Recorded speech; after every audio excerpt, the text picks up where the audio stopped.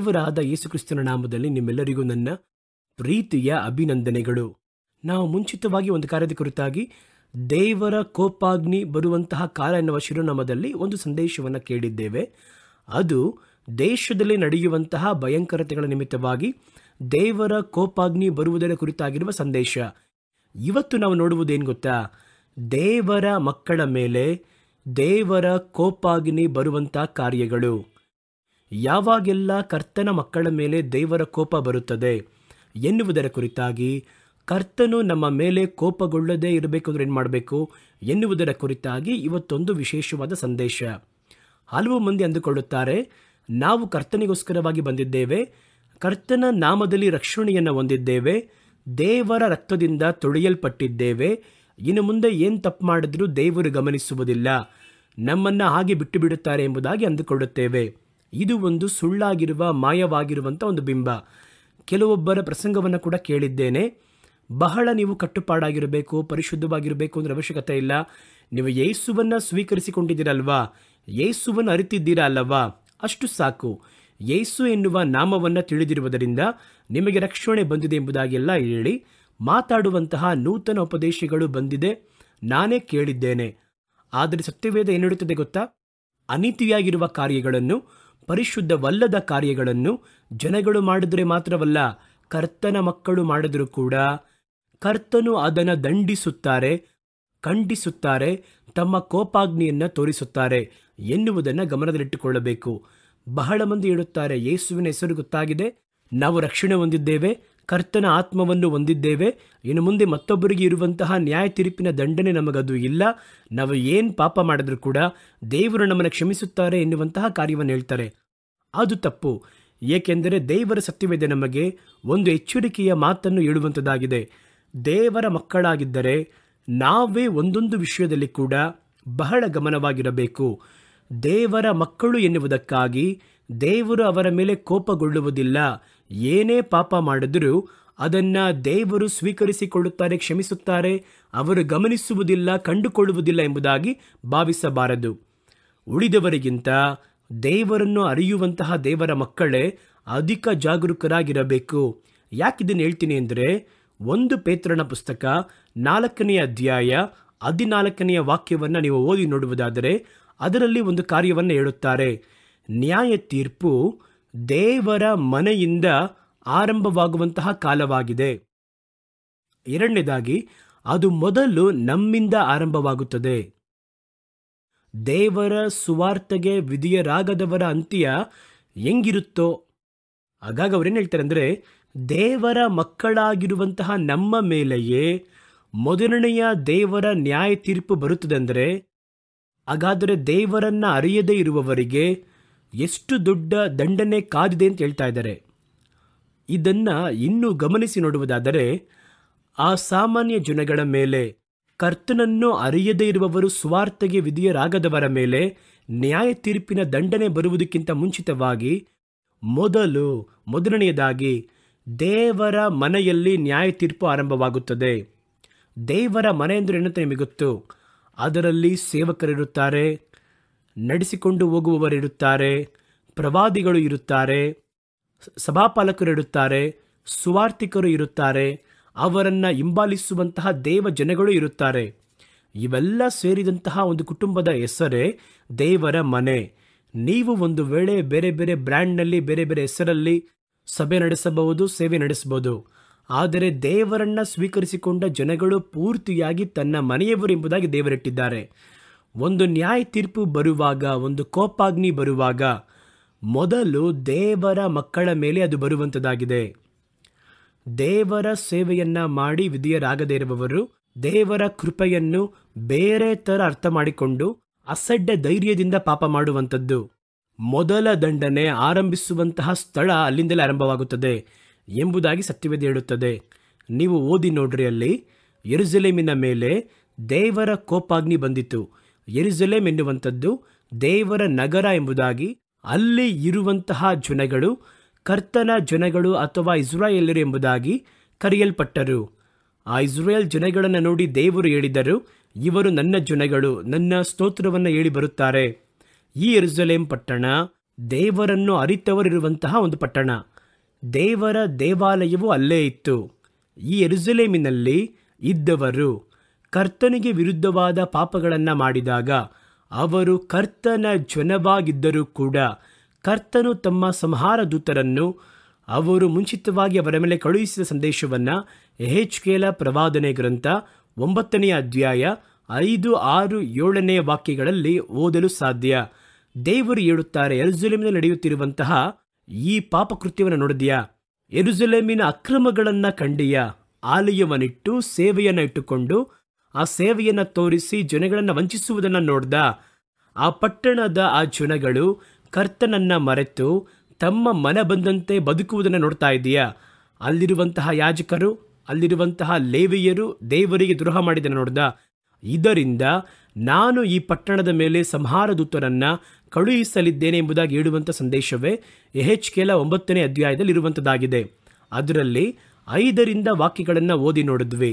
ಅನಂತರ ಅವರು ನನ್ನ ಕಿವಿಗಳು ಕೇಳುವ ಹಾಗೆ, ಯೆಹೆಜ್ಕೇಲನ ಕಿವಿಗಳು ಕೇಳುವ ಹಾಗೆ ಉಳಿದವರನ್ನು ನೋಡಿ, ಉಳಿದವರು ಅಂದರೆ ಸಂಹಾರಕವಂತರು, ಅಳಿಸುವಂತಹ ದೇವದೂತರು ನಿಂತಿದ್ದಾರೆ. ನೀವು ಇವನ ಹಿಂದೆ ನಗರ ಪೂರ್ತಿಯಾಗಿ ಹೋಗಿ ಕತ್ತರಿಸಿರಿ. ನಗರದ ಒಳಗೆ ಹೋಗಿ ಕೈಯಲ್ಲಿರುವಂತಹ ಖಡ್ಗವನ್ನು ಹಿಡಿದು ಕತ್ತರಿಸಿರಿ. ಯಾವ ನಗರದಲ್ಲಿ? ದೇವರ ನಗರದಲ್ಲಿ. ದೇವರ ನಗರ ಎಂಬುದಾಗಿ ಹೆಸರುವಾಸಿಯಾಗಿರುವ ಯೆರೂಸಲೇಮಿನಲ್ಲಿ ದೇವ ಜನಗಳ ನಡುವೆಯಲ್ಲಿ ಇವರು ನನ್ನ ಜನಗಳು ಎಂಬುದಾಗಿ ದೇವರಿಂದ ಹೇಳಲ್ಪಟ್ಟಂತಹ ಜನಗಳ ನಡುವೆ ನೀವು ಹೋಗಿ ಸಂಹರಿಸಿರಿ ಅಂತ ಹೇಳ್ತಾರೆ. ಅವರು ತಪ್ಪಿಸಿಕೊಳ್ಳದ ಹಾಗೆ ನೀವು ಕೃಪೆ ದಯೆ ತೋರಿಸದೆ ವೃದ್ಧರನ್ನು, ಅಯ್ಯೋ ವಯಸ್ಸಾದಂಥ ಹಿರಿಯರು ನಡೆಯಕ್ಕೆ ಕೂಡ ಆಗ್ತಿಲ್ವಲ್ಲ, ಇವರನ್ನು ಕೊಲ್ಲುವುದು ಅಂತ ಅನ್ಕೋಬೇಡಿ. ವೃದ್ಧರನ್ನು, ಯೌವನಸ್ಥರನ್ನು, ಕನ್ನಿಕೆಯರನ್ನು, ಮಕ್ಕಳನ್ನು, ಸ್ತ್ರೀಯರನ್ನು ಸಂಹರಿಸಿ ಕೊಲ್ಲಿರಿ. ಗುರುತು ಹಾಕಲ್ಪಟ್ಟಿರುವಂತಹ ಒಬ್ಬನನ್ನು ಮುಟ್ಟಬೇಡಿ. ಯಾರ್ಯಾರೆಲ್ಲ ನಿಜವಾಗಿ ನನ್ನ ಹಿಂಬಾಲಿಸಿದ್ರೋ ಅವರ ಮೇಲೆ ಒಂದು ಗುರುತು ಹಾಕಿದ್ದೇನೆ, ಅವರನ್ನು ಮಾತ್ರ ಬಿಟ್ಬಿಡಿ. ಈ ಒಂದು ಸಂಹಾರವನ್ನು ಎಲ್ಲಿ ಆರಂಭಿಸಬೇಕು ಅಂತ ದೇವರು ಹೇಳ್ತಾರೆ ಅಂದರೆ, ನನ್ನ ಮನೆಯಿಂದಲೇ ಅದನ್ನು ಆರಂಭಿಸಿರಿ. ಎಲ್ಲಿ ಆರಂಭಿಸ್ಬೇಕಂತೆ? ನನ್ನ ಪರಿಶುದ್ಧ ಸ್ಥಳದಲ್ಲಿ, ನನ್ನ ಮನೆಯಲ್ಲಿ, ನನ್ನ ಆಲಯದಲ್ಲಿ ಆರಂಭಿಸಿರಿ ಎಂಬುದಾಗಿ ನನ್ನ ಕಿವಿಗಳು ಕೇಳುವಂತ ಹೇಳಿದರು. ಆಗ ಅವರು ಆಲಯದ ಮುಂದೆ ಇದ್ದಂತಹ ಹಿರಿಯರ ಬಳಿಯಲ್ಲಿ, ಅಲ್ಲಿರುವಂತಹ ಸಭೆಯ ಅಥವಾ ದೇವಾಲಯದ ಹಿರಿಯರಿರ್ತಾರೆ ನೋಡಿ, ಅವರ ಬಳಿಯಿಂದ ಸಂಹಾರವನ್ನು ಆರಂಭಿಸಿದರು. ಅವರು ಅವರನ್ನು ನೋಡಿ, ನೀವು ಆಲಯವನ್ನು ಅಶುದ್ಧ ಮಾಡಿ ಪ್ರಾಕಾರಗಳನ್ನು ಕೊಲೆಯಾದವರಿಂದ ತುಂಬಿಸಿ ಒಳಗಿರುವ ಸ್ಥಳದಲ್ಲೆಲ್ಲ ಕತ್ತರಿಸಿರಿ. ಆ ಪ್ರಾಕಾರ ಪೂರ್ತಿಯಾಗಿ ಸತ್ತಂಥ ಶವಗಳಿಂದ ತುಂಬಲ್ಪಡಲಿ, ತುಂಬಿಸಿ ಹೊರಟು ಹೋಗಿರಿ ಎಂದರು. ಹಾಗಾದರೆ ನೋಡಿ, ಯೆರೂಸಲೇಮ್ ಎನ್ನುವಂಥದ್ದು ದೇವರ ನಗರ, ಅಲ್ಲಿರುವಂತಹ ಪರಿಶುದ್ಧ ಸ್ಥಳ ಎನ್ನುವುದು ದೇವರ ಆಲಯ, ಅಲ್ಲಿರುವವರು ದೇವ ಜನಗಳು ಎಂಬುದಾಗಿ ಕರೆಯಲ್ಪಟ್ಟವರು. ಆದರೆ ತಪ್ಪು ಮಾಡಿದಾಗ ಮೊದಲ ಸಂಹಾರ ಅಥವಾ ದೇವರ ನ್ಯಾಯ ತೀರ್ಪು ಅವರ ನಡುವೆ ಆರಂಭವಾಯಿತು. ಒಂದು ವೇಳೆ ನೀವು ಹೇಳ್ಬೋದು, ನಾವೆಲ್ಲ ಬೈಬಲ್ ಬಹಳ ಓದಿದ್ದೇವೆ, ಇದು ಹಳೆ ಒಡಂಬಡಿಕೆಯ ಕಾಲ, ಕೃಪೆ ಇಲ್ಲದ ಒಂದು ಕಾಲ, ಕರ್ತನು ತಮ್ಮ ದಂಡನೆಯನ್ನು ನೆರವೇರಿಸುವಂಥ ಕಾಲ. ಆದರೆ ಈಗ ನಾವು ನೋಡುವುದು ಕೃಪೆಯ ಕಾಲ. ಇವಾಗೆಲ್ಲ ದೇವರು ತಮ್ಮ ಮಕ್ಕಳನ್ನು ರಕ್ತದಿಂದ ತುಂಬಿಸಿದರಿಂದ ಈ ರೀತಿಯಾಗಿರುವ ದಂಡನೆ ಮಾಡುವುದಿಲ್ಲ. ಇದು ಹಳೆ ಒಡಂಬಡಿಕೆಯ ಸತ್ಯ ಎಂಬುದಾಗಿ ನೀವು ಹೇಳ್ಬೋದು. ನಾವು ಮೊದಲು ಓದಿದ್ವಲ್ಲ, ದೇವರ ನ್ಯಾಯ ತೀರ್ಪು ದೇವರ ಮನೆಯಿಂದ ಆರಂಭವಾಗುವಂಥ ಕಾಲವಾಗಿದೆ ಎನ್ನುವಂಥದ್ದು ಹಳೆ ಒಡಂಬಡಿಕೆ ಸತ್ಯ ಮಾತ್ರ ಅಲ್ಲ, ಪೇತ್ರ ಬರೆದಂತಹ ಹೊಸ ಒಡಂಬಡಿಕೆಯ ಸತ್ಯ. ಹಾಗಾಗಿ ಹಳೆ ಒಡಂಬಡಿಕೆಯಲ್ಲಿಯೂ ದೇವರ ಮಕ್ಕಳು ಪಾಪ ಮಾಡಿದ್ರೆ ದಂಡನೆಯೇ. ಕೃಪೆಯ ಕಾಲದಲ್ಲಿ, ರಕ್ಷಣೆ ಹೊಂದಿರುವ ಕಾಲದಲ್ಲಿಯೂ ಕರ್ತನ ಮಕ್ಕಳು ತಪ್ಪು ಮಾಡಿದರೆ ದಂಡನೆಯೇ. ಇದನ್ನು ಸ್ಪಷ್ಟವಾಗಿ ಅರ್ಥ ಮಾಡ್ಕೋಬೇಕು. ಯಾವ ಲೀನಿಯನ್ಸ್ ನಮಗಿಲ್ಲ. ದೇವರು ತಮ್ಮ ನ್ಯಾಯ ತೀರ್ಪಿನ ದಂಡನೆ, ಒಬ್ಬನು ಕೋಪಾಗ್ನಿಗೆ ಪಾತ್ರನಾಗಿದ್ದರೆ ಕರ್ತನು ತಮ್ಮ ಖಡ್ಗವನ್ನು ತೆಗೆಯುವುದರಲ್ಲಿ ಅವರು ಸೋತು ಹೋಗುವುದಿಲ್ಲ ಎನ್ನುವುದನ್ನು ಅರ್ಥ ಮಾಡಿಕೊಳ್ಳಬೇಕು. ಸಾಮಾನ್ಯ ಜನಗಳ ಬಳಿ, ಕರ್ತನನ್ನು ಅರಿಯದವರ ಬಳಿ ಕರ್ತನ ಕೋಪಾಗ್ನಿ ಒತ್ತಿ ಉರಿಯುವ ಕಾಲ ಶೀಘ್ರವೇ ಬರಲಿದೆ. ಈಗಲೇ ನೀವು ನೋಡ್ತಾ ಇದ್ದೀರಾ, ಬಹಳ ಕಡೆಗಳಲ್ಲಿ ಕರ್ತನ ಕೋಪಾಗ್ನಿ ಬಿಚ್ಚಿ ಬಿಡಲ್ಪಡುವುದನ್ನು ನೋಡ್ತಾ ಇದ್ದೀರಾ. ಆದರೆ ಇನ್ನು ಒಂದು ಕಾಲ ಬರುವಂಥದ್ದಾಗಿದೆ, ಅದು ದೇವರ ಕೋಪಾಗ್ನಿ ಪ್ರತ್ಯಕ್ಷವಾಗಿ ದೇಶಗಳಲ್ಲಿ ಇಳಿಯುವಂತಹ ಒಂದು ಕಾಲ.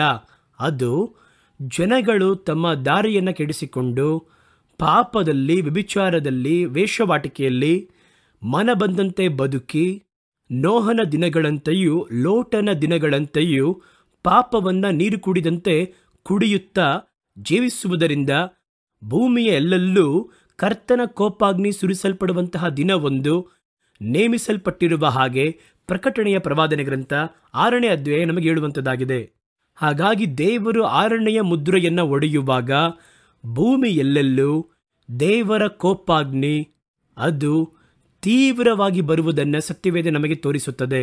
ಪ್ರಕಟಣೆ ಪ್ರವಾದನೆ ಗ್ರಂಥ 6ನೇ ಅಧ್ಯಾಯ 15, 16, 17 ಓದ್ ನೋಡಿ.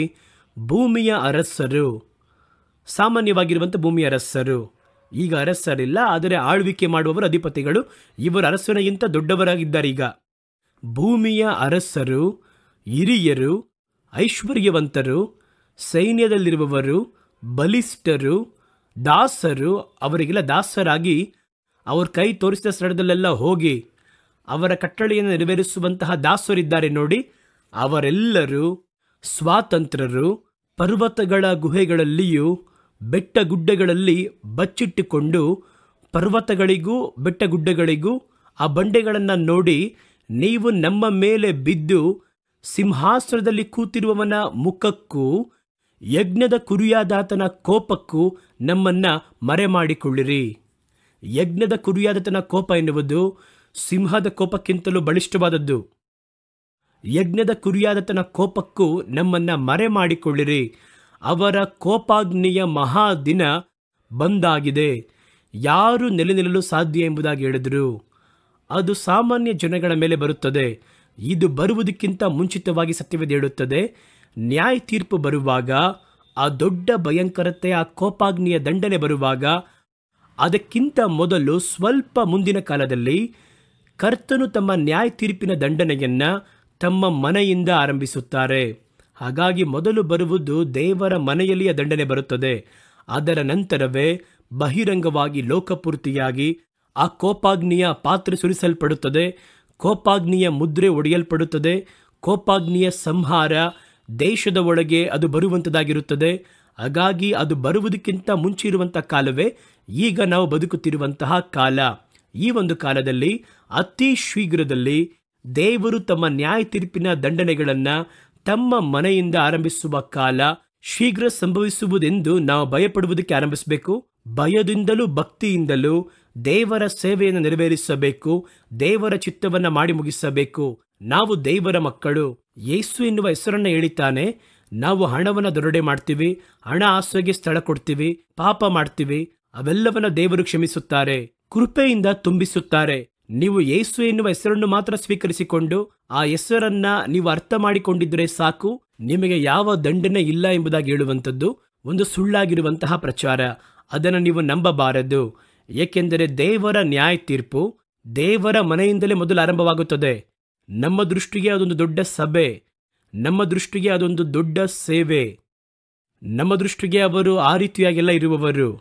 ಆದರೆ ಕರ್ತನ ದೃಷ್ಟಿಯಲ್ಲಿ ನೀತಿ, ಅನೀತಿ, ಪಾಪ, ಪರಿಶುದ್ಧತೆ, ಇದುವೇ ಅವರ ನ್ಯಾಯ ತೀರ್ಪಿನ ಲೆಕ್ಕ. ಆ ಸಭೆ ಪರಿಶುದ್ಧವಾಗಿದೆಯಾ? ಆ ಸೇವಕನು ಪರಿಶುದ್ಧವಾಗಿದ್ದಾನ?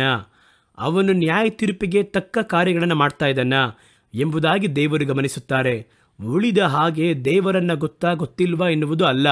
ಅದನ್ನು ನೀವು ನೋಡುವುದಾದರೆ ದೇವರನ್ನ ಅರಿತಿರುವ ದೇವರ ಮಕ್ಕಳಾಗಿದ್ದರೆ ನಮ್ಮ ಮೇಲೆ ಮೊದಲ ದಂಡನೆಯು ಆ ನ್ಯಾಯ ತೀರ್ಪು ಬರುವಂಥದ್ದಾಗಿದೆ. ದೇವರ ಸತ್ಯವೇದ ಹೇಳುತ್ತದೆ, ಅರಿಯದೆ ಮಾಡುವವನು ಕೆಲವು ಪೆಟ್ಟುಗಳು ಅವನಿಗೆ ಬೀಳುತ್ತದೆ, ಗೊತ್ತಿದ್ದು ಮಾಡುವವನು ಹಲವು ಪೆಟ್ಟುಗಳನ್ನು ತಿನ್ನುವನು ಎಂಬುದಾದರೆ ಇಂಥವರು ದೇವರನ್ನ ಅರಿತು ಅವರಿಗೆ ಸ್ತೋತ್ರ ಮಾಡಿ ಬೈಬಲ್ ಓದಿ ಸೇವೆಯನ್ನ ಮಾಡಿ ತಪ್ಪು ಮಾಡುವವರು, ದೇವರನ್ನ ಗೊತ್ತಿದ್ದೇ ತಪ್ಪು ಮಾಡುವವರು, ಇವರಿಗೆ ಸಿಗುವಂತಹ ದಂಡನೆ ಬಹಳ ಕ್ರೂರವಾಗಿ ಘೋರವಾಗಿರುತ್ತದೆ ಎನ್ನುವಂಥದ್ದನ್ನು ಮನದಟ್ಟು ಮಾಡಿಕೊಳ್ಳಬೇಕು. ಮುಂದಿನ ಕಾರ್ಯವನ್ನು ನೋಡಿ, ದೇವ ಜನಗಳು ದೇವರ ಕೋಪಾಗ್ನಿಗೆ ಒಳಗಾಗದ ಹಾಗೆ ಏನು ಮಾಡಬೇಕು? ನಾವು ದೇವರ ಮಕ್ಕಳೇ ಸಭೆಯನ್ನು ನಡೆಸ್ತಾ ಇದ್ದೀವಿ ಅಥವಾ ಸಭೆಗೆ ಹೋಗ್ತೀವಿ, ಸೇವೆ ಮಾಡ್ತೀವಿ ಅಥವಾ ಸೇವೆಯಲ್ಲಿ ನಾವು ಫಲವನ್ನು ಹೊಂದುತ್ತೇವೆ, ಪಾತ್ರ ವಹಿಸುತ್ತೇವೆ. ನಾವು ದೇವರನ್ನ ನಂಬುವಂತಹ ನಂಬಿಕೆಯ ಸಂತತಿ. ನಮ್ಮ ಮೇಲೆ ದೇವರು ಯಾವ ಸಂದರ್ಭಗಳಲ್ಲಿ ಕೋಪಗೊಳ್ಳುತ್ತಾರೆ? ದೇವರ ಕೋಪಾಗ್ನಿಗೆ ಒಳಗಾಗದಿರುವುದಕ್ಕೆ ನಾವು ಯಾವ ಯಾವ ವಿಚಾರದಲ್ಲಿ ಗಮನವಾಗಿರಬೇಕು? ದೇವರನ್ನ ಕೋಪಗೊಳಿಸುವಂತಹ ಕಾರ್ಯಗಳು ದೇವರ ಮಕ್ಕಳ ಬಳಿಯಲ್ಲಿ ಏನೆಲ್ಲ ಬರುವುದಕ್ಕೆ ಅವಕಾಶವಿದೆ ಎನ್ನುವುದನ್ನು ನಾವು ಇವತ್ತು ಧ್ಯಾನ ಮಾಡಲಿದ್ದೇವೆ. ಈ ರೀತಿಯಾಗಿ ದೇವರ ಮಕ್ಕಳಾಗಿ ಕರೆಯಲ್ಪಟ್ಟವರು, ದೇವರನ್ನ ಹಿಂಬಾಲಿಸುವವರು, ಅವರು ಯಾವ ಯಾವ ತಪ್ಪುಗಳನ್ನು ಮಾಡಿದರಿಂದ ದೇವರ ಕೋಪ ಅವರ ಮೇಲೆ ಬಂದಿತು ಎನ್ನುವುದನ್ನು ದೇವರು ನಮಗೆ ಒಂದು ದೃಷ್ಟಾಂತವಾಗಿ ಬರೆದಿಟ್ಟಿದ್ದಾರೆ. ದೃಷ್ಟಾಂತವೆಂದರೆ ಒಂದು ಕಾರ್ಯವನ್ನು ಬರೆದಿಟ್ಟಿದ್ದನ್ನು ಓದಿದರೆ ನಾವು ಅಲರ್ಟ್ ಆಗಬೇಕು, ಎಚ್ಚರಿಕೆಯಿಂದಿರಬೇಕು ಎನ್ನುವುದಕ್ಕಾಗಿ ನಡೆದಿರುವಂತಹ ಕಾರ್ಯವನ್ನು ನಮಗೊಂದು ಗುರುತಾಗಿ ನೋಡ್ದ, ಅವನು ಪಾಪ ಮಾಡ್ದ, ತಪ್ಪು ಮಾಡ್ದ, ಹಾಗಾಗಿ ಈ ರೀತಿ ದಂಡನೆಯನ್ನು ಪಡ್ಕೊಂಡ ಎಂಬುದಾಗಿ ದೃಷ್ಟಾಂತಗಳು ಕೆಲವೊಂದು ಗುರುತುಗಳಾಗಿ ಅವರಿಟ್ಟಿರ್ತಾರೆ. ಅದನ್ನು ನೋಡಿದ ಕೂಡಲೇ ಅರ್ಥ ಮಾಡ್ಕೋಬೇಕು. ಸತ್ಯವೇದ ಪೂರ್ತಿಯಾಗಿ ಅಂಥ ಗುರುತುಗಳು ಅನೇಕವಿದೆ. ಸೊಲೊಮನ್ ನಿಮಗೆ ಗೊತ್ತು, ಸೊಲೊಮನ್ ದೇವಾಲಯವನ್ನು ಕಟ್ಟಿದಂತಹ ದೊಡ್ಡ ಜ್ಞಾನಿ. ಆ ದಿನಗಳಲ್ಲಿ ಲೋಕದ ಅದ್ಭುತಗಳಲ್ಲಿ ಒಂದಾಗಿತ್ತು. ಅದರ ಕಲ್ಲುಗಳು ಭಯಂಕರವಾದವುಗಳು. ಅದು ಬಹಳ ಬೆಲೆ ಕಟ್ಟಲಾಗದಿರುವಂತಹ ಕಲ್ಲುಗಳು. ಅಷ್ಟು ದೊಡ್ಡ ಕಟ್ಟಡವನ್ನು ಹೆಂಗೆ ಕಟ್ಟಿದ್ರು ಎಂಬುದಾಗೆಲ್ಲ ಆಶ್ಚರ್ಯಪಟ್ಟು ಅವರ ಜ್ಞಾನವನ್ನು, ಅವರು ಕಟ್ಟಿದಂತಹ ದೇವಾಲಯವನ್ನು ನೋಡುವುದಕ್ಕೆ ಲೋಕದ ಮೂಲೆ ಮೂಲೆಯಲ್ಲಿ ಇರುವವರು, ವ್ಯಾಪಾರಿಗಳು, ದೊಡ್ಡ ದೊಡ್ಡ ರಾಜಕಾರಣಿಗಳು, ದೊಡ್ಡ ದೊಡ್ಡ ವ್ಯಕ್ತಿಗಳು ಆ ಸ್ಥಳವನ್ನು ನೋಡುವುದಕ್ಕೋಸ್ಕರವಾಗಿ ಬರ್ತಾ ಇದ್ರು. ಆದರೆ ದೇವರು ಅವರ ಬಳಿ ಒಂದು ಕಾರ್ಯವನ್ನು ಹೇಳಿದ್ರು, ನೀನು ಕಟ್ಟಿದಂಥ ಯೆರೂಸಲೇಮ್ ದೇವಾಲಯದಿಂದ ನಿನ್ನ ಕೀರ್ತಿ, ನಿನ್ನ ಹೆಸರು ಲೋಕಪೂರ್ತಿಯಾಗಿ ಪ್ರಸಿದ್ಧಿಯಾಗಿದೆ. ಆದರೆ ನೀನು ಯಾವಾಗ ನನಗೆ ವಿರುದ್ಧವಾಗಿರುವ ಕಾರ್ಯವನ್ನು ಮಾಡಿ, ನನಗೆ ಪ್ರಿಯವಿಲ್ಲದ ಕಾರ್ಯವನ್ನು ಮಾಡಿ, ನನ್ನ ಕಣ್ಣುಗಳ ಮುಂದೆ ಅಸಹ್ಯವಾದ ಪಾಪವಾಗಿರುವ ಕಾರ್ಯವನ್ನು ಮಾಡಿದರೆ, ನೀನು ಕಟ್ಟಿರುವಂಥ ಯೆರೂಸಲೇಮ್ ದೇವಾಲಯ ಎಷ್ಟು ಮೌಲ್ಯವಾಗಿದೆ ಎಂಬುದಾಗಿ ನಾನು ನೋಡಲ್ಲ, ಎಷ್ಟು ಖರ್ಚು ಮಾಡಿದ್ಯಾ ಎಂಬುದಾಗಿ ನೋಡಲ್ಲ, ಅದನ್ನು ಎಷ್ಟು ಪ್ರಸಿದ್ಧಿ ಎಂಬುದಾಗಿ ನಾನು ನೋಡುವುದಿಲ್ಲ. ಅದನ್ನು ಮಣ್ಣು ದಿಬ್ಬವಾಗಿ ನೆಲಸಮ ಮಾಡುತ್ತೇನೆ ಎಂಬುದಾಗಿ ದೇವರು ಹೇಳಿದರು. ನೀನು ಮಾತ್ರ ನಾನು ನನಗೆ ವಿಧಿಸಿರುವಂತಹ ಆಜ್ಞೆಗಳಿಂದ ನನ್ನನ್ನು ಹಿಂಬಾಲಿಸದೆ ಹಿಂಜಾರಿದರೆ ನಿನ್ನ ಕೈ ಪ್ರಯಾಸವನ್ನು ಇಲ್ಲದಂತೆ ಮಾಡುತ್ತೇನೆ. ಅಷ್ಟು ಮಾತ್ರವಲ್ಲ, ಈ ಮಣ್ಣು ದಿಬ್ಬವನ್ನು ಒಂದು ದೃಷ್ಟಾಂತವಾಗಿ ಮಾರ್ಪಡಿಸುತ್ತೇನೆ. ಆ ಮಣ್ಣಿನ ದಿಬ್ಬವು ಹಾಗೆ ಬಿದ್ದಿರುತ್ತದೆ. ನೀನು ಕಟ್ಟಿದಂತಹ ಕಟ್ಟಡ ಬಿದ್ದು ಒಂದು ಕಲ್ಲಿನ ಮೇಲೆ ಒಂದು ಕಲ್ಲು ಇಲ್ಲದ ಹಾಗೆ ಮಣ್ಣು ದಿಬ್ಬವಾಗಿರುತ್ತದೆ. ದಾರಿ ಹೋಕರು ಆ ಸ್ಥಳದಲ್ಲಿ ಈ ಆಲಯದ ಬಗ್ಗೆ ಗೊತ್ತಿಲ್ಲದೆ ಇರುವವರು, ಒಂದು ವೇಳೆ ಅನಂತರದ ಸಂತತಿಯವರು ಆ ದಾರಿಯಾಗಿ ಬರುವುದಾದರೆ ಅವರು ತನ್ನ ಸ್ನೇಹಿತನನ್ನು ನೋಡಿ ಕೇಳ್ತಾನೆ, ಏನಪ್ಪ ಈ ನಗರದ ಮುಖ್ಯವಾಗಿರುವ ಸ್ಥಳದಲ್ಲಿ ಇಷ್ಟು ದೊಡ್ಡ ಮಣ್ಣಿನ ದಿಬ್ಬ ಇದೆಯಲ್ಲ, ಬೆಟ್ಟದ ಹಾಗೆ ಇದೆಯಲ್ಲ ಅಂತ ಕೇಳ್ತಾರೆ. ಆಗ ಪಕ್ಕದಲ್ಲಿ ಬರುವವನು ತನ್ನ ತಲೆಯನ್ನು ಎತ್ತಿ ಅವನು ಹೇಳುತ್ತಾನೆ, ಇದು ಸೊಲೊಮೋನ್ ಎನ್ನುವಂತಹ ಜ್ಞಾನದಲ್ಲಿ ಶ್ರೇಷ್ಠನಾದ ಒಬ್ಬ ಅರಸರಿಂದ ಕಟ್ಟಲ್ಪಟ್ಟದ್ದು. ಅವನು ದೇವರಿಗೆ ವಿಧಿಯನಾಗದೆ ಹೋದದ್ರಿಂದ, ತನ್ನ ಸ್ವಂತ ಇಚ್ಛೆಯಿಂದ ನಡೆದಿದ್ದರಿಂದ ಅವನ ಕೈ ಪ್ರಯಾಸವನ್ನ ದೇವರು ನೆಲಸಮ ಮಾಡಿದರು. ಅದಕ್ಕೋಸ್ಕರವಾಗಿ ಮಣ್ಣು ದಿಬ್ಬ, ಇದು ದೇವರು ದೃಷ್ಟಾಂತವಾಗಿ ಇಟ್ಟಿದ್ದಾರೆ ಎಂಬುದಾಗಿ ಹೇಳ್ತಾರಂತೆ. ಇದಕ್ಕೆ ಹೆಸರು ದೃಷ್ಟಾಂತ. ಕೆಲವರ ಜೀವನ, ಅವನ ಜೀವನವು ಅನೇಕರಿಗೆ ಒಂದು ಪಾಠವಾಗಿರುತ್ತದೆ. ಒಳ್ಳೆಯವರ ಜೀವನದಲ್ಲಿ ಪಾಠವಾಗಿರುತ್ತದೆ, ನಾಶವಾದವರ ಜೀವನವು ಪಾಠವಾಗಿರುತ್ತದೆ. ಯೂದಾಸನ ಜೀವನ ಒಂದು ಪಾಠವಾಗಿದೆ, ಪೇತ್ರನ ಜೀವಿತವು ಒಂದು ಪಾಠವಾಗಿ ಇದೆ. ಹಾಗಾಗಿ ಇದನ್ನೇ ದೃಷ್ಟಾಂತ ಎಂಬುದಾಗಿ ಹೇಳುತ್ತೇವೆ. ಅದೇ ರೀತಿ ದೇವರ ಜನಗಳು ದೇವರಿಗೆ ಎದುರಾಗಿರುವ ಕಾರ್ಯಗಳಲ್ಲಿ ಅಥವಾ ದೇವರನ್ನು ಬಿಟ್ಟು ದಾರಿ ಹೋಗಿ ಕೆಲಸವನ್ನು ಮಾಡಬೇಕಾದ್ರೆ ದೇವರ ಕೋಪಾಗ್ನಿ ಯಾವ ರೀತಿಯೆಲ್ಲ ಅವರ ಮೇಲೆ ಬರುತ್ತದೆ ಎನ್ನುವುದಕ್ಕೆ ಒಂದು ದೃಷ್ಟಾಂತವನ್ನು ದೇವರು ಸತ್ಯವೇದದಲ್ಲಿ ಬರೆದಿಟ್ಟಿರುವ ಹಾಗೆ 1 ಕೊರಿಂಥದವರಿಗೆ ಬರೆದ ಪತ್ರಕ್ಕೆ 10ನೇ ಅಧ್ಯಾಯ 1-11 ವಾಕ್ಯಗಳು ಹೇಳುತ್ತದೆ. ಆ ವಾಕ್ಯವನ್ನು ಓದುತ್ತೇನೆ, ನೀವು ನಿಧಾನವಾಗಿ ಓದಿ ನೋಡಬೇಕು. ಅದನ್ನು ಓದಿ ನೋಡಿ, ಒಂದು ದೊಡ್ಡ ಸಂದೇಶವಿದೆ ನಮಗದರಲ್ಲಿ. ಏನು ಬರೆಯಲ್ಪಟ್ಟಿದೆ? ಸಹೋದರರೇ, ಮುಂದಿನ ಸಂಗತಿಯಲ್ಲಿ ನೀವು ಲಕ್ಷ್ಯವಿಡಬೇಕೆಂದು ನಾನು ಅಪೇಕ್ಷಿಸುತ್ತೇನೆ. ಅದೇನೆಂದರೆ, ನಮ್ಮ ಪಿತೃಗಳೆಲ್ಲರೂ ಮೇಘದ ನೆರಳಲ್ಲಿದ್ದರು. ಮೇಘವೆಂದರೆ ದೇವರು ಕಳುಹಿಸಿದಂತಹ ಮೇಘ, ಅದು ಅವರನ್ನು ಕಾಪಾಡಿತು. ಹಗಲಲ್ಲಿ ಮೇಘಸ್ತಂಭವಂತೆಯೂ ರಾತ್ರಿಯಲ್ಲಿ ಅಗ್ನಿಸ್ತಂಭದಂತೆಯೂ ದೇವರು ಅವರನ್ನು ಕಾಪಾಡಿ ಮುನ್ನಡೆಸರೆಂಬುದಾಗಿ ಸತ್ಯವೇದ ಹೇಳುತ್ತದೆ. ಹಾಗಾಗಿ ಇವರು ಮೇಘದ ಕೆಳಗೆ ಇದ್ದರು ಅಂದರೆ ದೇವರ ಒಂದು ಪರಾಂಬರುವಿಕೆಯಲ್ಲಿ, ದೇವರ ಸಂರಕ್ಷಣೆಯಲ್ಲಿ, ದೇವರ ರೆಕ್ಕೆಗಳ ಕೆಳಗೆ ಅವರು ತಮ್ಮ ಪ್ರಯಾಣವನ್ನು ಮಾಡಿದರು. ಅವರೆಲ್ಲರೂ ಸಮುದ್ರವನ್ನು ದಾಟಿ ಹೋದರು. ಅವರೆಲ್ಲರೂ ಮೋಶೆಯ ಶಿಷ್ಯರಾಗುವುದಕ್ಕಾಗಿ ಮೇಘದಲ್ಲಿಯೂ ಸಮುದ್ರದಲ್ಲಿಯೂ ದೀಕ್ಷಾಸ್ನಾನವನ್ನು ಹೊಂದಿದರು. ಅವರು ನೀರಿನ ಒಳಗೆ ಹೋಗಿ ಬಂದರು ನೋಡಿ. ಅವರು ಹೇಳ್ತಾರೆ, 2 ಕಡೆ ನೀರು, ಮೇಲೆ ಮೇಘ, ಮೇಘದಲ್ಲಿಯೂ ನೀರಿದೆ, ನಮಗೆ ಗೊತ್ತು. ಇವರು 2 ಕಡೆ ವಿಭಾಗವಾದಂತಹ ಸಮುದ್ರದ ನಡುವೆ ನೀರಿನ ಒಳಗೆ ಹೋಗಿ ಬಂದನ್ನು ಹೇಳ್ತಾ ಇದ್ದಾರೆ. ಅದು ಅವರಿಗೆ ಕೊಡಲ್ಪಟ್ಟಂತಹ ದೀಕ್ಷಾ ಸ್ನಾನ. ಯಾವ ರೀತಿ ಇವತ್ತು ದೇವರನ್ನು ನಾವು ಸ್ವೀಕರಿಸಿಕೊಂಡ ನಂತರ ನಾವು ದೇವರೊಂದಿಗೆ ಮಾಡಿಕೊಂಡಿರುವ ಒಡಂಬಡಿಕೆಗೆ ಗುರುತಾಗಿ ದೀಕ್ಷಾಸ್ನಾನ ಪಡೆದುಕೊಳ್ಳುತ್ತೇವೋ, ಅದೇ ರೀತಿಯ ಹಳೆ ಒಡಂಬಡಿಕೆಯ ಕಾಲದಲ್ಲಿ ಒಟ್ಟಾರೆ ಇಸ್ರಾಯೇಲರೆಲ್ಲರಿಗೂ ದೇವರು ಒಂದು ಜ್ಞಾನ ಪ್ರಕಾರವಾಗಿರುವ ಒಂದು ದೀಕ್ಷಾಸ್ನಾನವನ್ನು ಕೊಟ್ಟರು. ಆ ದೀಕ್ಷಾಸ್ನಾನವೇ 2 ಕಡೆ ನೀರು ಗೋಡೆಯಂತೆ ನಿಂತಿದೆ. ಮೇಲೆ ಮೇಘವು ನಿಂತಿದೆ, ಮೇಘದಿಂದ ನೀರು ಇದೆ. ಆ ನೀರಿನ ನಡುವೆ 35 ಲಕ್ಷಕ್ಕಿಂತ ಅಧಿಕವಾಗಿರುವ ಇಸ್ರಾಯೇಲಿಯರು ನೀರಲ್ಲಿ ಹೋಗಿ ಒಳಗೆ ಬಂದರು. ಅದನ್ನ ದೀಕ್ಷಾಸ್ನಾನಕ್ಕೆ ರೂಪಕವಾಗಿಟ್ಟಿದ್ದಾರೆ. ಅವರೆಲ್ಲರೂ ಮೋಶೆಯ ಶಿಷ್ಯರಾಗುವುದಕ್ಕಾಗಿ ಮೇಘದಲ್ಲಿಯೂ ಸಮುದ್ರದಲ್ಲಿಯೂ ದೀಕ್ಷಾಸ್ನಾನವನ್ನು ಹೊಂದಿದರು. ಅವರೆಲ್ಲರೂ ದೈವಿಕವಾದ ಒಂದೇ ಆಹಾರವನ್ನು ತಿಂದರು. ಎಲ್ಲರೂ ದೇವರ ಮಕ್ಕಳು, ದೇವರಿಂದ ಬೇರ್ಪಡಿಸಲ್ಪಟ್ಟು ಕರೆಯಲ್ಪಟ್ಟರು. ಅವರನ್ನು ದೇವರು ದೀಕ್ಷಾಸ್ನಾನವನ್ನು ಕೊಡ್ತಾರೆ. ಅನಂತರ ನೋಡಿ, ದೈವಿಕ ಆಹಾರ. ಆಕಾಶದಿಂದ ಮನ್ನವು ಸುರಿಯುತ್ತಾ ಇದೆ. ಆ ಮನ್ನ ಎನ್ನುವಂಥದ್ದು ದೇವದೂತರ ಆಹಾರ ಎಂಬುದಾಗಿ ಹೇಳಲ್ಪಡುತ್ತದೆ. ಆ ಒಂದು ಆಹಾರ ದೇವರ ಬಾಯಿಂದ ಹೊರಡುವಂತಹ ಆ ವಾಕ್ಯವೇ ಆಹಾರ. ಅದುವೇ ದೈವಿಕವಾಗಿ ದೈವಿಕ ಭೋಜನ ಎಂಬುದಾಗಿ ಹೇಳಲ್ಪಡುತ್ತದೆ. ಏಕೆಂದರೆ ಸತ್ಯವೇದ ಹೇಳುತ್ತದೆ, ಮನುಷ್ಯನು ರೊಟ್ಟಿಯಿಂದ ಮಾತ್ರವಲ್ಲ, ಕರ್ತನ ಬಾಯಿಂದ ಬರುವಂತಹ ಪ್ರತಿ ವಾಕ್ಯದಿಂದಲೂ ಜೀವಿಸುವನು. ದೇವದೂತರು ದೇವರ ಬಾಯಿಂದ ಹೊರಡುವಂತಹ ಮಾತಿನಿಂದಲೇ ಬದುಕುತ್ತಿದ್ದಾರೆ. ಅದುವೇ ಇವರ ದೃಷ್ಟಿಗೆ ಮನ್ನಾವಾಗಿ ಕೆಳಗೆ ಬಂದಿತು. ಅದು ಒಂದು ದೈವಿಕ ಆಹಾರ. ಹಾಗಾಗಿ ಎಲ್ಲರೂ ದೇವರ ಮಕ್ಕಳು ಎಂಬುದಾಗಿ ಕರೆಯಲ್ಪಟ್ಟವರೆಲ್ಲರೂ ದೇವರ ಉಪದೇಶದಿಂದ, ದೇವರ ವಾಕ್ಯಗಳಿಂದ, ದೇವರ ಕಟ್ಟಳೆಗಳಿಂದ ಅವರು ಆಹಾರದಂತೆ ದೇವರ ವಾಕ್ಯವನ್ನ ತಿಂದರು. ಒಂದೇ ದೀಕ್ಷಾಸ್ನಾನ, ಒಂದೇ ರೀತಿಯಾಗಿರುವ ಉಪದೇಶ, ಬೋಧನೆ. ಅನಂತರ ನೋಡಿ, ಅವರೆಲ್ಲರೂ ದೈವಿಕವಾದ ಒಂದೇ ನೀರನ್ನು ಕುಡಿದರು. ಎಲ್ಲರಿಗೂ ಒಂದೇ ಥರ ನೀರು. ಬಂಡೆಯನ್ನು ಸೀಳಿದರು. ಆ ಸ್ಥಳದಲ್ಲಿ ಆ ನೀರನ್ನು ದೇವರವರಿಗೋಸ್ಕರವಾಗಿ ಮಾರ್ಪಡಿಸಿಕೊಟ್ರು. ಎಲ್ಲರೂ ಒಂದೇ ನೀರನ್ನು ಕುಡಿದ್ರು, ಒಂದೇ ದೈವಿಕ ಆಹಾರವನ್ನು ತಿಂದರು. ಇವತ್ತು ಕೂಡ ನಾವೆಲ್ಲರೂ ಕ್ರಿಸ್ತನ ಶರೀರವಾಗಿರುವಂತಹ ದೈವ ಭೋಜನವನ್ನು ಸ್ವೀಕರಿಸಿ ದೇವರ ರಕ್ತವಾಗಿರುವಂತಹ ಜ್ಞಾನದ ಪಾನವನ್ನು ಕುಡಿಯುತ್ತಿದ್ದೇವೆ. ಇವೆಲ್ಲವನ್ನು ನೋಡುವುದಾದರೆ ಹೊಸ ಒಡಂಬಡಿಕೆ ಕಾಲದಲ್ಲಿಯೂ ಹಳೆ ಒಡಂಬಡಿಕೆ ಕಾಲದಲ್ಲಿಯೂ ದೇವರ ಮಕ್ಕಳನ್ನು ದೇವರು ಒಂದೇ ರೀತಿ ನಡೆಸುವಂತಹ ಒಂದು ಆಶೀರ್ವಾದವಾಗಿರುವ ದಾರಿಯನ್ನು ಸೂಚಿಸುತ್ತದೆ. ಯಾವ ರೀತಿ ಎಂದರೆ, ಅವರ ಹಿಂದೆ ಹೋಗುತ್ತಿದ್ದ ದೈವಿಕವಾದ ಬಂಡೆಯೊಳಗಿಂದ ಬಂದ ನೀರನ್ನು ಕುಡಿಯುತ್ತಿದ್ದರು. ಅವರು ಕುಡಿದಂತಹ ಆ ಒಂದು ಜ್ಞಾನದ ನೀರು ಎಂಬುದಾಗಿ ಬರೆಯಲ್ಪಟ್ಟಿದೆ. ಆ ಜ್ಞಾನದ ನೀರು ಯಾರು ಅಂತ ಕೇಳುವುದಾದರೆ ಆ ಬಂಡೆ ಕ್ರಿಸ್ತನೇ ಎಂಬುದಾಗಿ ಹೇಳುತ್ತಾರೆ. ಆ ರೀತಿ ಇದ್ದರೂ ಅವರಲ್ಲಿ ಅನೇಕರು ಯಾವ ರೀತಿ ಜ್ಞಾನ ಭೋಜನವನ್ನು ಕುಡಿದು ಒಂದೇ ನೀರನ್ನು ಕುಡಿದರು, ಒಂದೇ ದೀಕ್ಷಾಸ್ನಾನವನ್ನು ಹೊಂದಿದ್ದರು, ದೇವರ ಸಂರಕ್ಷಣೆಯಲ್ಲಿ ನಡೆಯಲ್ಪಟ್ಟರು. ಎಲ್ಲರೂ ಒಂದೇ ಥರ ಇರಲಿಲ್ಲ. ಆ ರೀತಿ ಇದ್ದರೂ ಕೂಡ ಬಹುಮಂದಿಯ ವಿಷಯದಲ್ಲಿ ದೇವರು ಸಂತೋಷಿಸಲಿಲ್ಲ. ಅವರು ಅಡವಿಯಲ್ಲಿ ಸಂಹರಿಸಲ್ಪಟ್ಟರೆಂದು ಬರೆದದೆಯಷ್ಟೇ.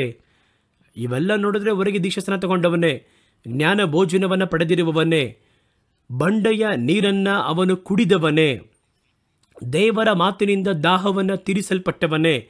ಆದರೂ ದೇವರು ಎಲ್ಲರ ಮೇಲೆ ಸಂತೋಷಿಸಲಿಲ್ಲ.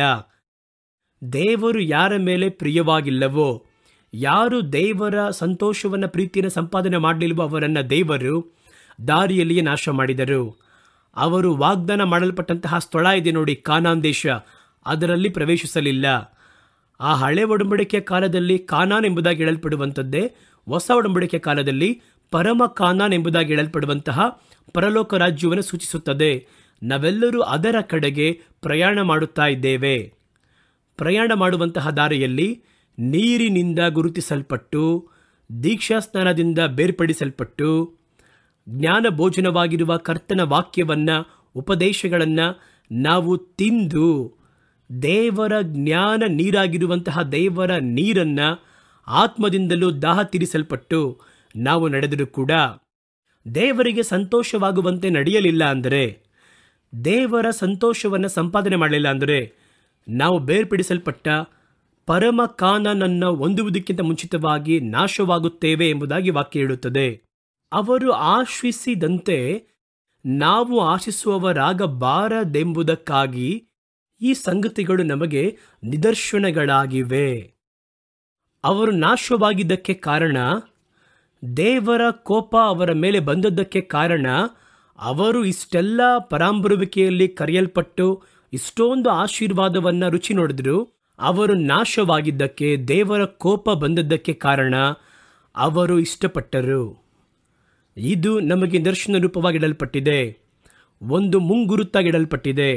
ಅದನ್ನು ನೋಡಿ ಓದಿ ನಾವು ಮನೆ ತಿರುಗಬೇಕು. ಅವರು ಆಶೆ ಪಟ್ಟದ್ರಿಂದ ನಾಶವಾದದ್ರಿಂದ ನಾವು ಆಶೆಗೆ ಒಳಗಾಗಬಾರದು ಎಂಬುದಾಗಿ ಹೇಳ್ತಾ ಇದ್ದಾರೆ.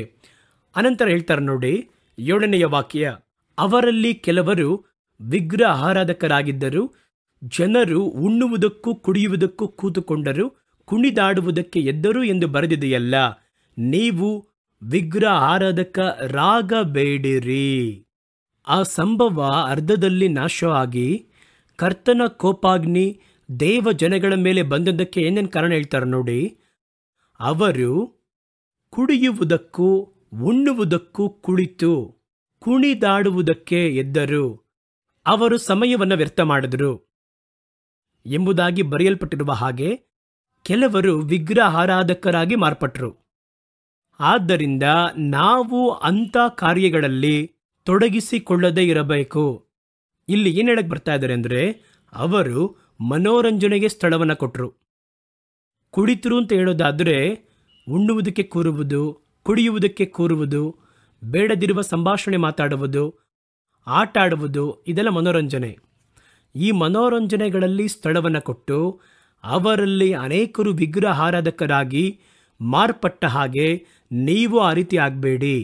ಅವರು ಆ ಹಳೆ ಒಡಂಬಡಿಕೆಯ ಕಾಲದಲ್ಲಿ ನಡೆದು ಬಂದಂತಹ ದೇವ ಜನಗಳನ್ನು ಹೊಸ ಒಡಂಬಡಿಕೆ ಕಾಲದಲ್ಲಿ ಪರಮ ಕಾನೂನಿನ ಕಡೆಗೆ ನಡೆಯುತ್ತಿರುವಂತಹ ನಿಮ್ಮನ್ನು ನನ್ನನ್ನು ಹೋಲಿಕೆ ಮಾಡಿ ಹೇಳ್ತಾ ಇದ್ದಾರೆ.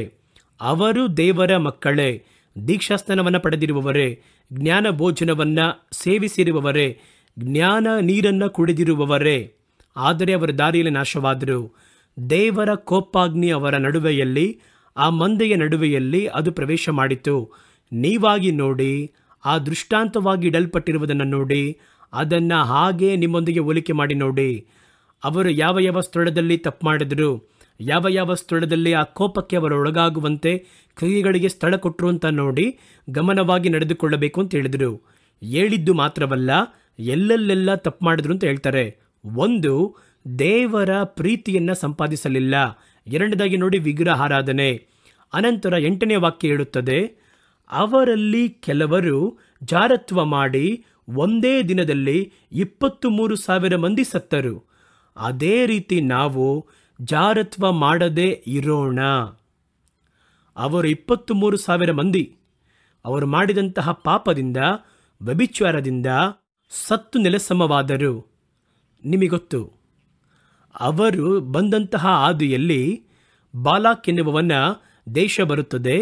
ಆ ಬಾಲಾಕ ಏನು ಮಾಡ್ತಾನೆ ಅಂದರೆ, ನಮ್ಮ ದೇಶದ ದಾರಿಯಲ್ಲಿ ಇಸ್ರೇಲ್ ಜನಗಳು ದಾಟಿ ಹೋದರೆ ನಮ್ಮ ದೇಶವನ್ನು ಅವರು ಚೆಲ್ಲಾಪಿಲ್ಲಿ ಮಾಡ್ತಾರೆ. ಹೇಗಾದರೂ ಇವರನ್ನು ಜಯಿಸಬೇಕು, ನಮ್ಮ ಬಳಿ ಯಾವ ಪಡೆ ಇಲ್ಲ, ಜನಗಳಿಲ್ಲ. ಹಾಗಾಗಿ ಏನು ಮಾಡೋದು, ಇವರನ್ನು ಶಪಿಸಿದರೆ ಅವರ ಒಂದು ಬಲಹೀನವಾಗುತ್ತದೆ. ಅದಕ್ಕೆ ಏನು ಮಾಡೋಣ ಎಂಬುದಾಗಿ ನೋಡಿ, ಅವನು ಅರಿತಿರುವಂತಹ ಒಬ್ಬ ಪ್ರವಾದಿ ಇದ್ದನು. ಅವನಿಗೆ ಹೆಸರು ಬಿಳಾಮನ ಎಂಬುದಾಗಿ. ಆ ಬಿಳಾಮನನ್ನು ಕರೆದುಕೊಂಡು ಬಂದು, ನೀನು ಬೆಟ್ಟದ ಮೇಲೆ ನಿಂತು ಅವರನ್ನು ಶಪಿಸು ಅಂತ ಹೇಳ್ದ. ಅವರು ಕೂಡ ಹಣವನ್ನು ಪಡೆದು ಕತ್ತೆಯಲ್ಲಿ ಹತ್ತಿ ಬಂದು ಬೆಟ್ಟದ ಮೇಲೆ ಇದ್ದಂತಹ ಜನಗಳನ್ನು ನೋಡಿ ಶಪಿಸುವುದಕ್ಕೆ ಕೈಗಳನ್ನು ಮೇಲೆತ್ತಿ ಶಪಿಸಲು ಮುಂದಾದರೆ ತನ್ನನ್ನು ಅರಿಯದೆ ಆಶೀರ್ವಾದವಾದ ಮಾತು ಬರುತ್ತದೆ, ದೇವರು ನಿಮ್ಮನ್ನು ಆಶೀರ್ವದಿಸಲಿ ಎಂಬುದಾಗಿ. ಮತ್ತೆ ಅವನು ಪ್ರಯತ್ನ ಮಾಡಿ ಹೇಳಿದರೆ ಮತ್ತೆ ಹಾಗೆ ಬಂದಿತು. ಈ ರೀತಿ ಹಲವು ಬಾರಿ ಮಾಡಿದರೂ ಶಪಿಸಲಾಗಲಿಲ್ಲ. ಆಗ ಅವನು ಕಂಡುಕೊಂಡ, ಇವರು ದೇವರಿಂದ ಆಶೀರ್ವಾದ ಹೊಂದಿರುವವರು, ಅವರನ್ನು ಶಪಿಸಲು ಸಾಧ್ಯವಿಲ್ಲ. ಎಷ್ಟೇ ಹಣವನ್ನು ಕೊಟ್ಟು ಇಷ್ಟೊಂದೆಲ್ಲ ನಿನ್ನ ಕರ್ಕೊಂಬಂದು ನಾನು ಮಾಡೋದೇ ಇಲ್ಲ ಇದನ್ನ ಅಂತ ಹೇಳ್ದ. ದೇವರು ಆಶೀರ್ವಾದ ಮಾಡಿರುವ ಜನಗಳನ್ನು ಶಪಿಸಲು ಬರ್ತಿಲ್ಲ. ಹಾಗಾಗಿ ಏನು ಮಾಡುವುದು, ಇದಕ್ಕೇನು ದಾರಿ ಅಂತ ಕೇಳ್ದ. ಆಗ ಬಿಳಾಮನು ಅವರಿಗೊಂದು ಆಲೋಚನೆ ಹೇಳ್ದ. ನಿಮ್ಮ ಊರಲ್ಲಿ ವಿಗ್ರಹದ ಜಾತ್ರೆ ಬರುತ್ತೆ ನೋಡಿ. ಆ ಒಂದು ಜಾತ್ರೆ ಬರುವಾಗ ಬರೇ ಕೂಟ, ನಾಟ್ಯ, ಮದ್ಯಪಾನ, ಕುಣಿದಾಡುವುದು, ನಲಿದಾಡುವುದು, ವ್ಯಭಿಚಾರ ಆ ರೀತಿ ಇರುತ್ತದೆ ಅಲ್ವಾ. ನೀವೇನು ಮಾಡಿ, ಅವರು ನಿಮ್ಮ ದೇಶದ ಹೊರಗೆ ಈಗ ಪಾಳೆಯವಾಕಿ ಅವರು ತಂಗಿದ್ದಾರೆ. ಈಗ ನಿಮ್ಮ ಊರಲ್ಲಿ ನಡೆಯುವಂತಹ ಜಾತ್ರೆಗೆ ಆಹ್ವಾನಿಸಿರಿ. ಆ ಜಾತ್ರೆಯ ಕಾಲ ಇಲ್ಲ ಅಂದರೂ ಕೂಡ ಇನ್ಸ್ಟಂಟ್ ಆಗಿ ಒಂದು ಜಾತ್ರೆಯನ್ನು ಏರ್ಪಡಿಸಿ. ಅದರಲ್ಲಿ ಒಳ್ಳೆ ನಾಟ್ಯವಾಡಲಿ, ಚೆನ್ನಾಗಿ ಕುಡಿಯಲಿ, ಹೆಂಗ್ ಬೇಕಾದರೂ ಇರಲಿ. ನಿಮ್ಮ ಸ್ತ್ರೀಯರನ್ನು ಅವರ ಬಳಿ ಸಹವಾಸಕ್ಕೆ ಬಿಡಿ. ಆ ರೀತಿ ಮಾಡಿ ಅವರನ್ನು ಅನ್ಯರೊಂದಿಗೆ ವಿಚಾರ ಮಾಡಿದ್ರೆ ಅವರ ಬಲ ಹೊರಟೋಗುತ್ತೆ, ಆಟೋಮೆಟಿಕ್ ಆಗಿ ಅವರು ಶಾಪಗ್ರಸ್ತರಾಗ್ತಾರೆ ಎಂಬುದಾಗಿ ಒಂದು ಆಲೋಚನೆಯನ್ನು ಕೊಟ್ಟು ಅದಕ್ಕೆ ಪ್ರತ್ಯೇಕವಾಗಿ ಕೂಲಿ ಪಡೆದುಕೊಂಡು ಹೋದರು ಬಿಳಾಮ. ಇದೇ ಬಿಳಾಮನ ಆಲೋಚನೆ. ಅದರ ಪ್ರಕಾರ ಅವರು ವಿಗ್ರಹ ಆರಾಧನೆಗೆ ಕರೆಯಲ್ಪಟ್ಟಾಗ ಬಹಳ ಇಸ್ರಾಯೇಲ್ಯರು ಒಳಗೆ ಭಾಗವಹಿಸಿದರು.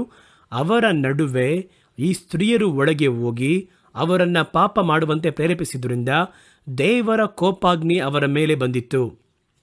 ಅವರಲ್ಲಿ 23,000 ಮಂದಿ ಒಂದೇ ದಿನದಲ್ಲಿ ಸತ್ತು ಹೋದರು. ಅವರು ಹೇಳ್ತಾರೆ, ಆದ್ದರಿಂದ ವೇಶ್ಯಾವಾಟಿಕೆ, ಜಾರತ್ವ ದೇವರಿಗೆ ಕೋಪವನ್ನು ಎಬ್ಬಿಸುತ್ತದೆ. ಆದ್ದರಿಂದ ನಾವು ಜಾರತ್ವ ಮಾಡದೇ ಇರೋಣ. ಅನಂತರ ಹೇಳ್ತಾರೆ, ಅವರಲ್ಲಿ ಕೆಲವರು ಕರ್ತನನ್ನ ಪರೀಕ್ಷಿಸಿ ಸರ್ಪಗಳಿಂದ ಟೆಸ್ಟ್ ಮಾಡಿ, ಅವರು ದೇವರಾಗಿದ್ದರೆ ನಮಗೆ ನೀರು ಕೊಡಕ್ಕೆ ಹೇಳಿ, ಅವರು ದೇವರಾಗಿದ್ದರೆ ನಮಗೆ ಮಾಂಸವನ್ನು ಕೊಡಕ್ಕೆ ಹೇಳಿ ನೋಡೋಣ. ರಿಕ್ವೆಸ್ಟ್ ಮಾಡಿ ಕೇಳುವುದು ಬೇರೆ, ಪರೀಕ್ಷೆ ಮಾಡುವುದು ಬೇರೆ. ಅವರಲ್ಲಿ ಕೆಲವರು ಕರ್ತನನ್ನ ಪರೀಕ್ಷಿಸಿ ಸರ್ಪಗಳಿಂದ ನಾಶವಾದರು. ನೋಡಿದ್ರೆ ಹಾವುಗಳಿಂದ ನಾಶವಾದರು. ನಿಮಗೊತ್ತು, ಲಿವಿಯತಾನ್ ಎನ್ನುವಂತಹ ಒಂದು ತಾಮ್ರದ ಸರ್ಪವನ್ನು ಮಾಡಿಟ್ರು. ಅದರ ಹಿಂದೆ ನೋಡುವುದಾದರೆ ಸರ್ಪಗಳಿಂದ ಅವರು, ಆ ಹಾವುಗಳು ಬಂದು ಕೂಟಗಳ ನಡುವೆ ಅನೇಕರನ್ನ ಸಾಯಿಸಿತು. ಹಾವುಗಳಿಂದ ನಾಶವಾದರು.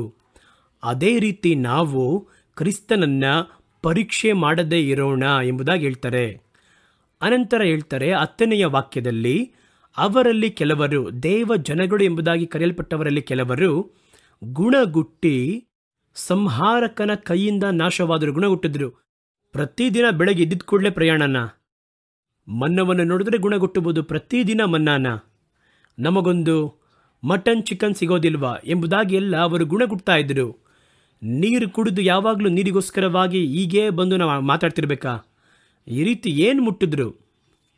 ಬಿಸಿಲು ನೋಡಿ ಎಷ್ಟು ದಗದಗನೆ ಇದೆ, ಇದರ ನಡುವೆ ನಾವು ಮಕ್ಕಳು ನಡೆಯಬೇಕಾ ಎಂಬುದಾಗಿ ಗುಣಗುಟ್ಟಿ ಆ ಗುಣಗುಟ್ಟುವಿಕೆಯಿಂದ ಅವರು ನಾಶವಾದರು. ಆ ರೀತಿ ನೀವು ಗುಣಗುಟ್ಟಬೇಡಿರಿ. 11ನೇ ವಾಕ್ಯ ಹೇಳುತ್ತದೆ ನೋಡಿ, ಅವರಿಗೆ ಸಂಭವಿಸಿದ ಈ ಸಂಗತಿಗಳು, ನೀವು ಅರ್ಥ ಮಾಡುವುದಕ್ಕೋಸ್ಕರವಾಗಿ ಈ ಸಂಗತಿಗಳು ನಿದರ್ಶನ ರೂಪವಾಗಿವೆ ಮತ್ತು ಯುಗಾಂತ್ಯಕ್ಕೆ ಬಂದಿರುವವರಾದ ನಮಗೆ, ನಿಮಗೆ, ನನಗೆ, ನಮಗೆ ಬುದ್ಧಿವಾದಗಳಾಗಿ ನಮಗೆ ಬರೆದು ಕೊಡಲ್ಪಟ್ಟವುಗಳಾಗಿವೆ. ನಮಗೆ ಎಚ್ಚರಿಕೆ ಕೊಡುವುದಕ್ಕಾಗಿಯೇ ನಾವು ದೇವ ಜನಗಳು ಕಾಣಿಕೆ ಕೊಡುತ್ತೇವೆ, ಕರ್ತನ ಜನ ಟ್ಯಾಕ್ಸ್ ಕೊಡ್ತೀವಿ, ಕರ್ತನ ಜನ ಸಭೆಗೆ ಹೋಗ್ತೀವಿ. ಆ ರೀತಿಯಾಗಿ ಇರಬೇಡಿ. ನ್ಯಾಯ ತೀರ್ಪಿನ ದಂಡನೆ ಎನ್ನುವುದು ಪಾಪ ಮಾಡುವವನು ಎಲ್ಲೇ ಇದ್ದರೂ, ಹೊರಗಿದ್ರೂ ಸರಿ, ಬಾರಲ್ಲಿದ್ದರೂ ಸರಿ, ಚರ್ಚಲ್ಲಿದ್ದರೂ ಸರಿ, ದಂಡನೆ ಎಂಬುದಾಗಿ ಅರ್ಥ ಮಾಡಿಕೊಳ್ಳುವುದಕ್ಕಾಗಿ ಈ ಎಚ್ಚರಿಕೆ. ಇದು ಹಳೆ ಒಡಂಬಡಿಕೆ ಕಾಲದಲ್ಲಿ ನಡೆದಿದ್ದೆ. ಆದರೆ ಕಡೆಯ ಕಾಲದಲ್ಲಿ ಎಚ್ಚರಿಕೆ ಎಂಬುದಾಗಿ ಅಲ್ಲಿ ಪೌಲ ಹೇಳುವುದನ್ನು ಓದಲು ಸಾಧ್ಯವಾಗುತ್ತದೆ. ಹಾಗಾಗಿ ಇದರಲ್ಲಿ ದೇವರ ಕೋಪ ಬಂದದ್ದಕ್ಕೆ ಕೆಲವೊಂದು ಕಾರ್ಯಗಳನ್ನು ಪಟ್ಟಿ ಮಾಡಿ ಹಾಕಿದ್ದಾರೆ. ಅದರಲ್ಲಿ ನೋಡೋದಾದರೆ 7 ಕಾರ್ಯವಿದೆ. ಮೊದಲನೆಯದು, ದೇವರ ಸಂತೋಷವನ್ನು, ಪ್ರೀತಿಯನ್ನು ಹೊಂದಲಿಲ್ಲ, ದೇವರಿಗೆ ಪ್ರಿಯರಾಗಿ ನಡೆಯಲಿಲ್ಲ. 1 ಕೊರಿಂಥದವರಿಗೆ 10ನೇ ಅಧ್ಯಾಯ 5ನೇ ವಾಕ್ಯದಲ್ಲಿ ನೀವು ಮೇಲೆ ಓದಿದ್ದನ್ನೇ ಹೇಳ್ತಾ ಇದ್ದೀನಿ. 2ನೇ ಕಾರ್ಯವನ್ನು ನೋಡಿ, ದುಷ್ಟವಾದದ್ದನ್ನು ಇಷ್ಟಪಟ್ಟರು. 1 ಕೊರಿಂಥ 10ನೇ ಅಧ್ಯಾಯ 6ನೇ ವಾಕ್ಯ 2ನೇ ಕಾರ್ಯ. 3ನೇ ಕಾರ್ಯ ಮನೋರಂಜನೆ, ಕುಳಿತು ಉಣ್ಣುವುದಕ್ಕೂ ಕುಡಿಯುವುದಕ್ಕೂ ಈ ಥರ ಟೈಮ್ ಪಾಸ್ ಮಾಡುವುದಕ್ಕೆ, ಆಟ ಆಡುವುದಕ್ಕೆ, ಇದುವೇ ಅವರ ಕೆಲಸ. ಅವರು ಮನೋರಂಜನೆ ಕಾರ್ಯಕ್ಕೆ ಸ್ಥಳ ಕೊಟ್ಟು ದೇವರು ಇಟ್ಟಂತಹ ಚಿತ್ತವನ್ನು ಮರೆತು ಹೋದರು. 1 ಕೊರಿಂಥದವರಿಗೆ 10:7. ಮುಂದಿನ ಕಾರ್ಯವನ್ನು ನೋಡಿ, ವಿಗ್ರಹಾರಾಧಕರಾಗಿ ಅವರು ಮಾರ್ಪಟ್ಟರು. 1 ಕೊರಿಂಥದವರಿಗೆ 10:7. ಅನಂತರ ಜಾರತ್ವವನ್ನು ಮಾಡಿದರು. 6ನೇ ಕಾರ್ಯ, ದೇವರನ್ನ ಪರೀಕ್ಷಿಸಿ ನೋಡಿದರು, ಟೆಸ್ಟ್ ಮಾಡಿ ನೋಡಿದರು. 1 ಕೊರಿಂಥದವರಿಗೆ 10:9. 7ನೇ ಕಾರ್ಯ, ಕ್ರಿಸ್ತನಿಗೆ ವಿರುದ್ಧವಾಗಿ ಗುಣಗುಟ್ಟಿದರು. 1 ಕೊರಿಂಥದವರಿಗೆ 10:10. ಇದರಲ್ಲಿ 7 ಕಾರ್ಯವನ್ನು ನೋಡೋಕ್ಕೆ ಸಾಧ್ಯ ಅಂತ ಗೊತ್ತಿಲ್ಲ. 1, 2 ನಾವು ಧ್ಯಾನ ಮಾಡಿ ನೋಡೋಣ, ಎಷ್ಟು ಆಗುತ್ತೋ ಅಷ್ಟು ನೋಡೋಣ. ಬಾಕಿ ಉಳಿದಿದ್ದನ್ನು ನೀವು ಧ್ಯಾನ ಮಾಡಿ ನೋಡಿ. ಅದರಲ್ಲಿ 7 ಕಾರ್ಯಗಳ ಬಗ್ಗೆ ಬರೆಯಲ್ಪಟ್ಟಿದೆ. ಮೊದಲ ಕಾರ್ಯವನ್ನು ನೋಡಿ, ದೇವರಿಗೆ ಪ್ರಿಯರಾಗಿ. ದೇವರ ಮಕ್ಕಳು ದೇವರಿಗೆ ಪ್ರಿಯವಾಗಿ ನಡೆಯುವುದಕ್ಕೋಸ್ಕರವಾಗಿ ಕರೆಯಲ್ಪಟ್ಟಿದ್ದಾರೆ. ನಿಮ್ಮ ಜೀವನದಲ್ಲಿ ಎಲ್ಲವೂ ಕೂಡ ನೀವು ಮಾಡುವಂತಹ ಕಾರ್ಯ, ಮಾತನಾಡುವ ಕಾರ್ಯ, ಕೊಡುವಂತಹ ಕಾರ್ಯ, ಪ್ರಾರ್ಥಿಸುವಂತಹ ಕಾರ್ಯ ಏನೇ ಆಗಿದ್ರೂ ಕೂಡ ಅದು ದೇವರಿಗೆ ಪ್ರಿಯವಾಗಿ ಇರಬೇಕು. ಕೆಲವು ಸಂದರ್ಭದಲ್ಲಿ ಪ್ರಾರ್ಥನೆ ದೇವರಿಗೆ ಉರಿ ಉಂಟು ಮಾಡಿದ್ರೆ, ಕೆಲವು ಸಂದರ್ಭದಲ್ಲಿ ನಮ್ಮ ಸೇವೆ ದೇವರಿಗೆ ಉರಿ ಉಂಟು ಮಾಡಿದ್ರೆ, ಹಾಗಾಗಿ ನಾವು ಮಾಡುವುದು ದೇವರಿಗೆ ಪ್ರಿಯವಾಗಿದೆಯಾ ಎಂಬುದನ್ನು ನೋಡಬೇಕು. ದೇವರ ಪ್ರೀತಿಯನ್ನು ಕಳಕೊಂಡ್ರೆ ಅಪಾಯ. ಅವರು ದೇವರ ಬಳಿ ಸಂತೋಷವನ್ನು ಕಳಕೊಂಡದ್ರಿಂದ ಅವರು ದಂಡಿಸಲ್ಪಡುವವರಾದರು ಎಂಬುದಾಗಿ ಸತ್ಯವೇದ ಹೇಳುತ್ತದೆ. ಹಾಗಾಗಿ ದೇವರು ನಿಮ್ಮ ಬಳಿ ಪ್ರಿಯವಾಗಿರುವ ಹಾಗೆ ದೇವರಿಗೆ ಪ್ರಿಯವಾಗಿ ನಡ್ಕೊಳ್ಳಿರಿ. ಅದುವೇ 1 ಕೊರಿಂಥಿ 10ನೇ ಅಧ್ಯಾಯ 5ನೇ ವಾಕ್ಯದಲ್ಲಿ ಓದಿದ್ವಿ. ಹಾಗಾಗಿ ದೇವರಿಗೆ ಸಂತೋಷಪಡಿಸುವುದು ಯಾವುದು ಅಂತ ಗೊತ್ತಲ್ವಾ? ನಿಮ್ಮ ನಡತೆಯಲ್ಲಿ ನೀವು ಏನು ಮಾತಾಡಿದ್ರೆ ದೇವರಿಗೆ ಸಂತೋಷ, ಯಾರೊಂದಿಗೆ ಐಕ್ಯವಾಗಿದ್ದರೆ ದೇವರಿಗೆ ಸಂತೋಷ, ನೀವು ಕರ್ತನು ಯಾವ ಕಾರ್ಯವನ್ನು ಮಾಡಿದ್ರೆ ದೇವರಿಗೆ ಅದು ಇಷ್ಟ, ಇವೆಲ್ಲವನ್ನು ಅರಿತುಕೊಳ್ಳಬೇಕು. ಇದನ್ನು ಯಾವ ರೀತಿ ಅರಿತುಕೊಳ್ಳುವುದು ಎಂಬುದಾಗಿ ಕೇಳುವುದಾದರೆ ಸತ್ಯವೇದ ಹೇಳುತ್ತದೆ, ನಾವು ದೇವರಿಗೆ ಪ್ರಿಯವಾದದ್ದನ್ನು ಬೋಧಿಸುವ ಆತ್ಮನು ನಮ್ಮೊಂದಿಗಿದ್ದಾರೆ. ಕೀರ್ತನೆಗಳು 143ನೇ ಅಧ್ಯಾಯ 10ನೇ ವಾಕ್ಯ ಹೇಳುತ್ತದೆ. ಪರಿಶುದ್ಧಾತ್ಮನು ಯಾತಕ್ಕಿದ್ದಾರೆ ಅಂತ ಕೇಳಿದರೆ, ಅವರು ನಿಮ್ಮ ಹೃದಯದ ಒಳಗಿದ್ದು ಕರ್ತನಿಗೆ ಯಾವುದು ಇಷ್ಟ ಎಂಬುದಾಗಿ ಹೇಳುತ್ತಾ ಇರುತ್ತಾರೆ. ನೀವು ಅದನ್ನು ಗಮನಿಸಬೇಕು. ನಾವೇ ದೇವರಾತ್ಮನನ್ನು ಸಭೆಯಲ್ಲಿ ಮಾತ್ರ ಉಪಯೋಗ ಮಾಡ್ತೇವೆ, ಅನ್ಯ ಭಾಷೆ ಮಾತಾಡುವುದಕ್ಕೆ ಉಪಯೋಗಿಸುತ್ತೇವೆ, ಆಮೇಲೆ ಕೆಳಗೆ ಬೀಳುವುದಕ್ಕೆ ಉಪಯೋಗಿಸುತ್ತೇವೆ, ಈ ರೀತಿ ಅಷ್ಟೇ. ಆದರೆ ದೇವರಾತ್ಮನು ಮಾತಾಡುವುದನ್ನು ಕೇಳಬೇಕು. ನಿಮ್ಮನ್ನು ನಡೆಸುವುದಕ್ಕೆ ದೇವರಾತ್ಮನಿರುವುದು. ಅವರು ನಿಮಗೆ ಕರ್ತನಿಗೆ ಏನೆಲ್ಲ ಇಷ್ಟ, ಇವತ್ತು ಮಾತಾಡೋದಲ್ಲ, ಅದು ತಪ್ಪು, ಅದು ದೇವರಿಗೆ ಇಷ್ಟವಿಲ್ಲ ಆ ಮಾತು ಎಂಬುದಾಗಿ ನಿಮ್ಮೊಳಗಿದ್ದು ಅವರಿಗೆ ಇಷ್ಟವಾದದ್ದನ್ನು ಮಾಡುವ ಹಾಗೆ ಬೋಧಿಸುತ್ತಾರೆ. ಕುಳಿತು ಕೇಳ್ರಿ.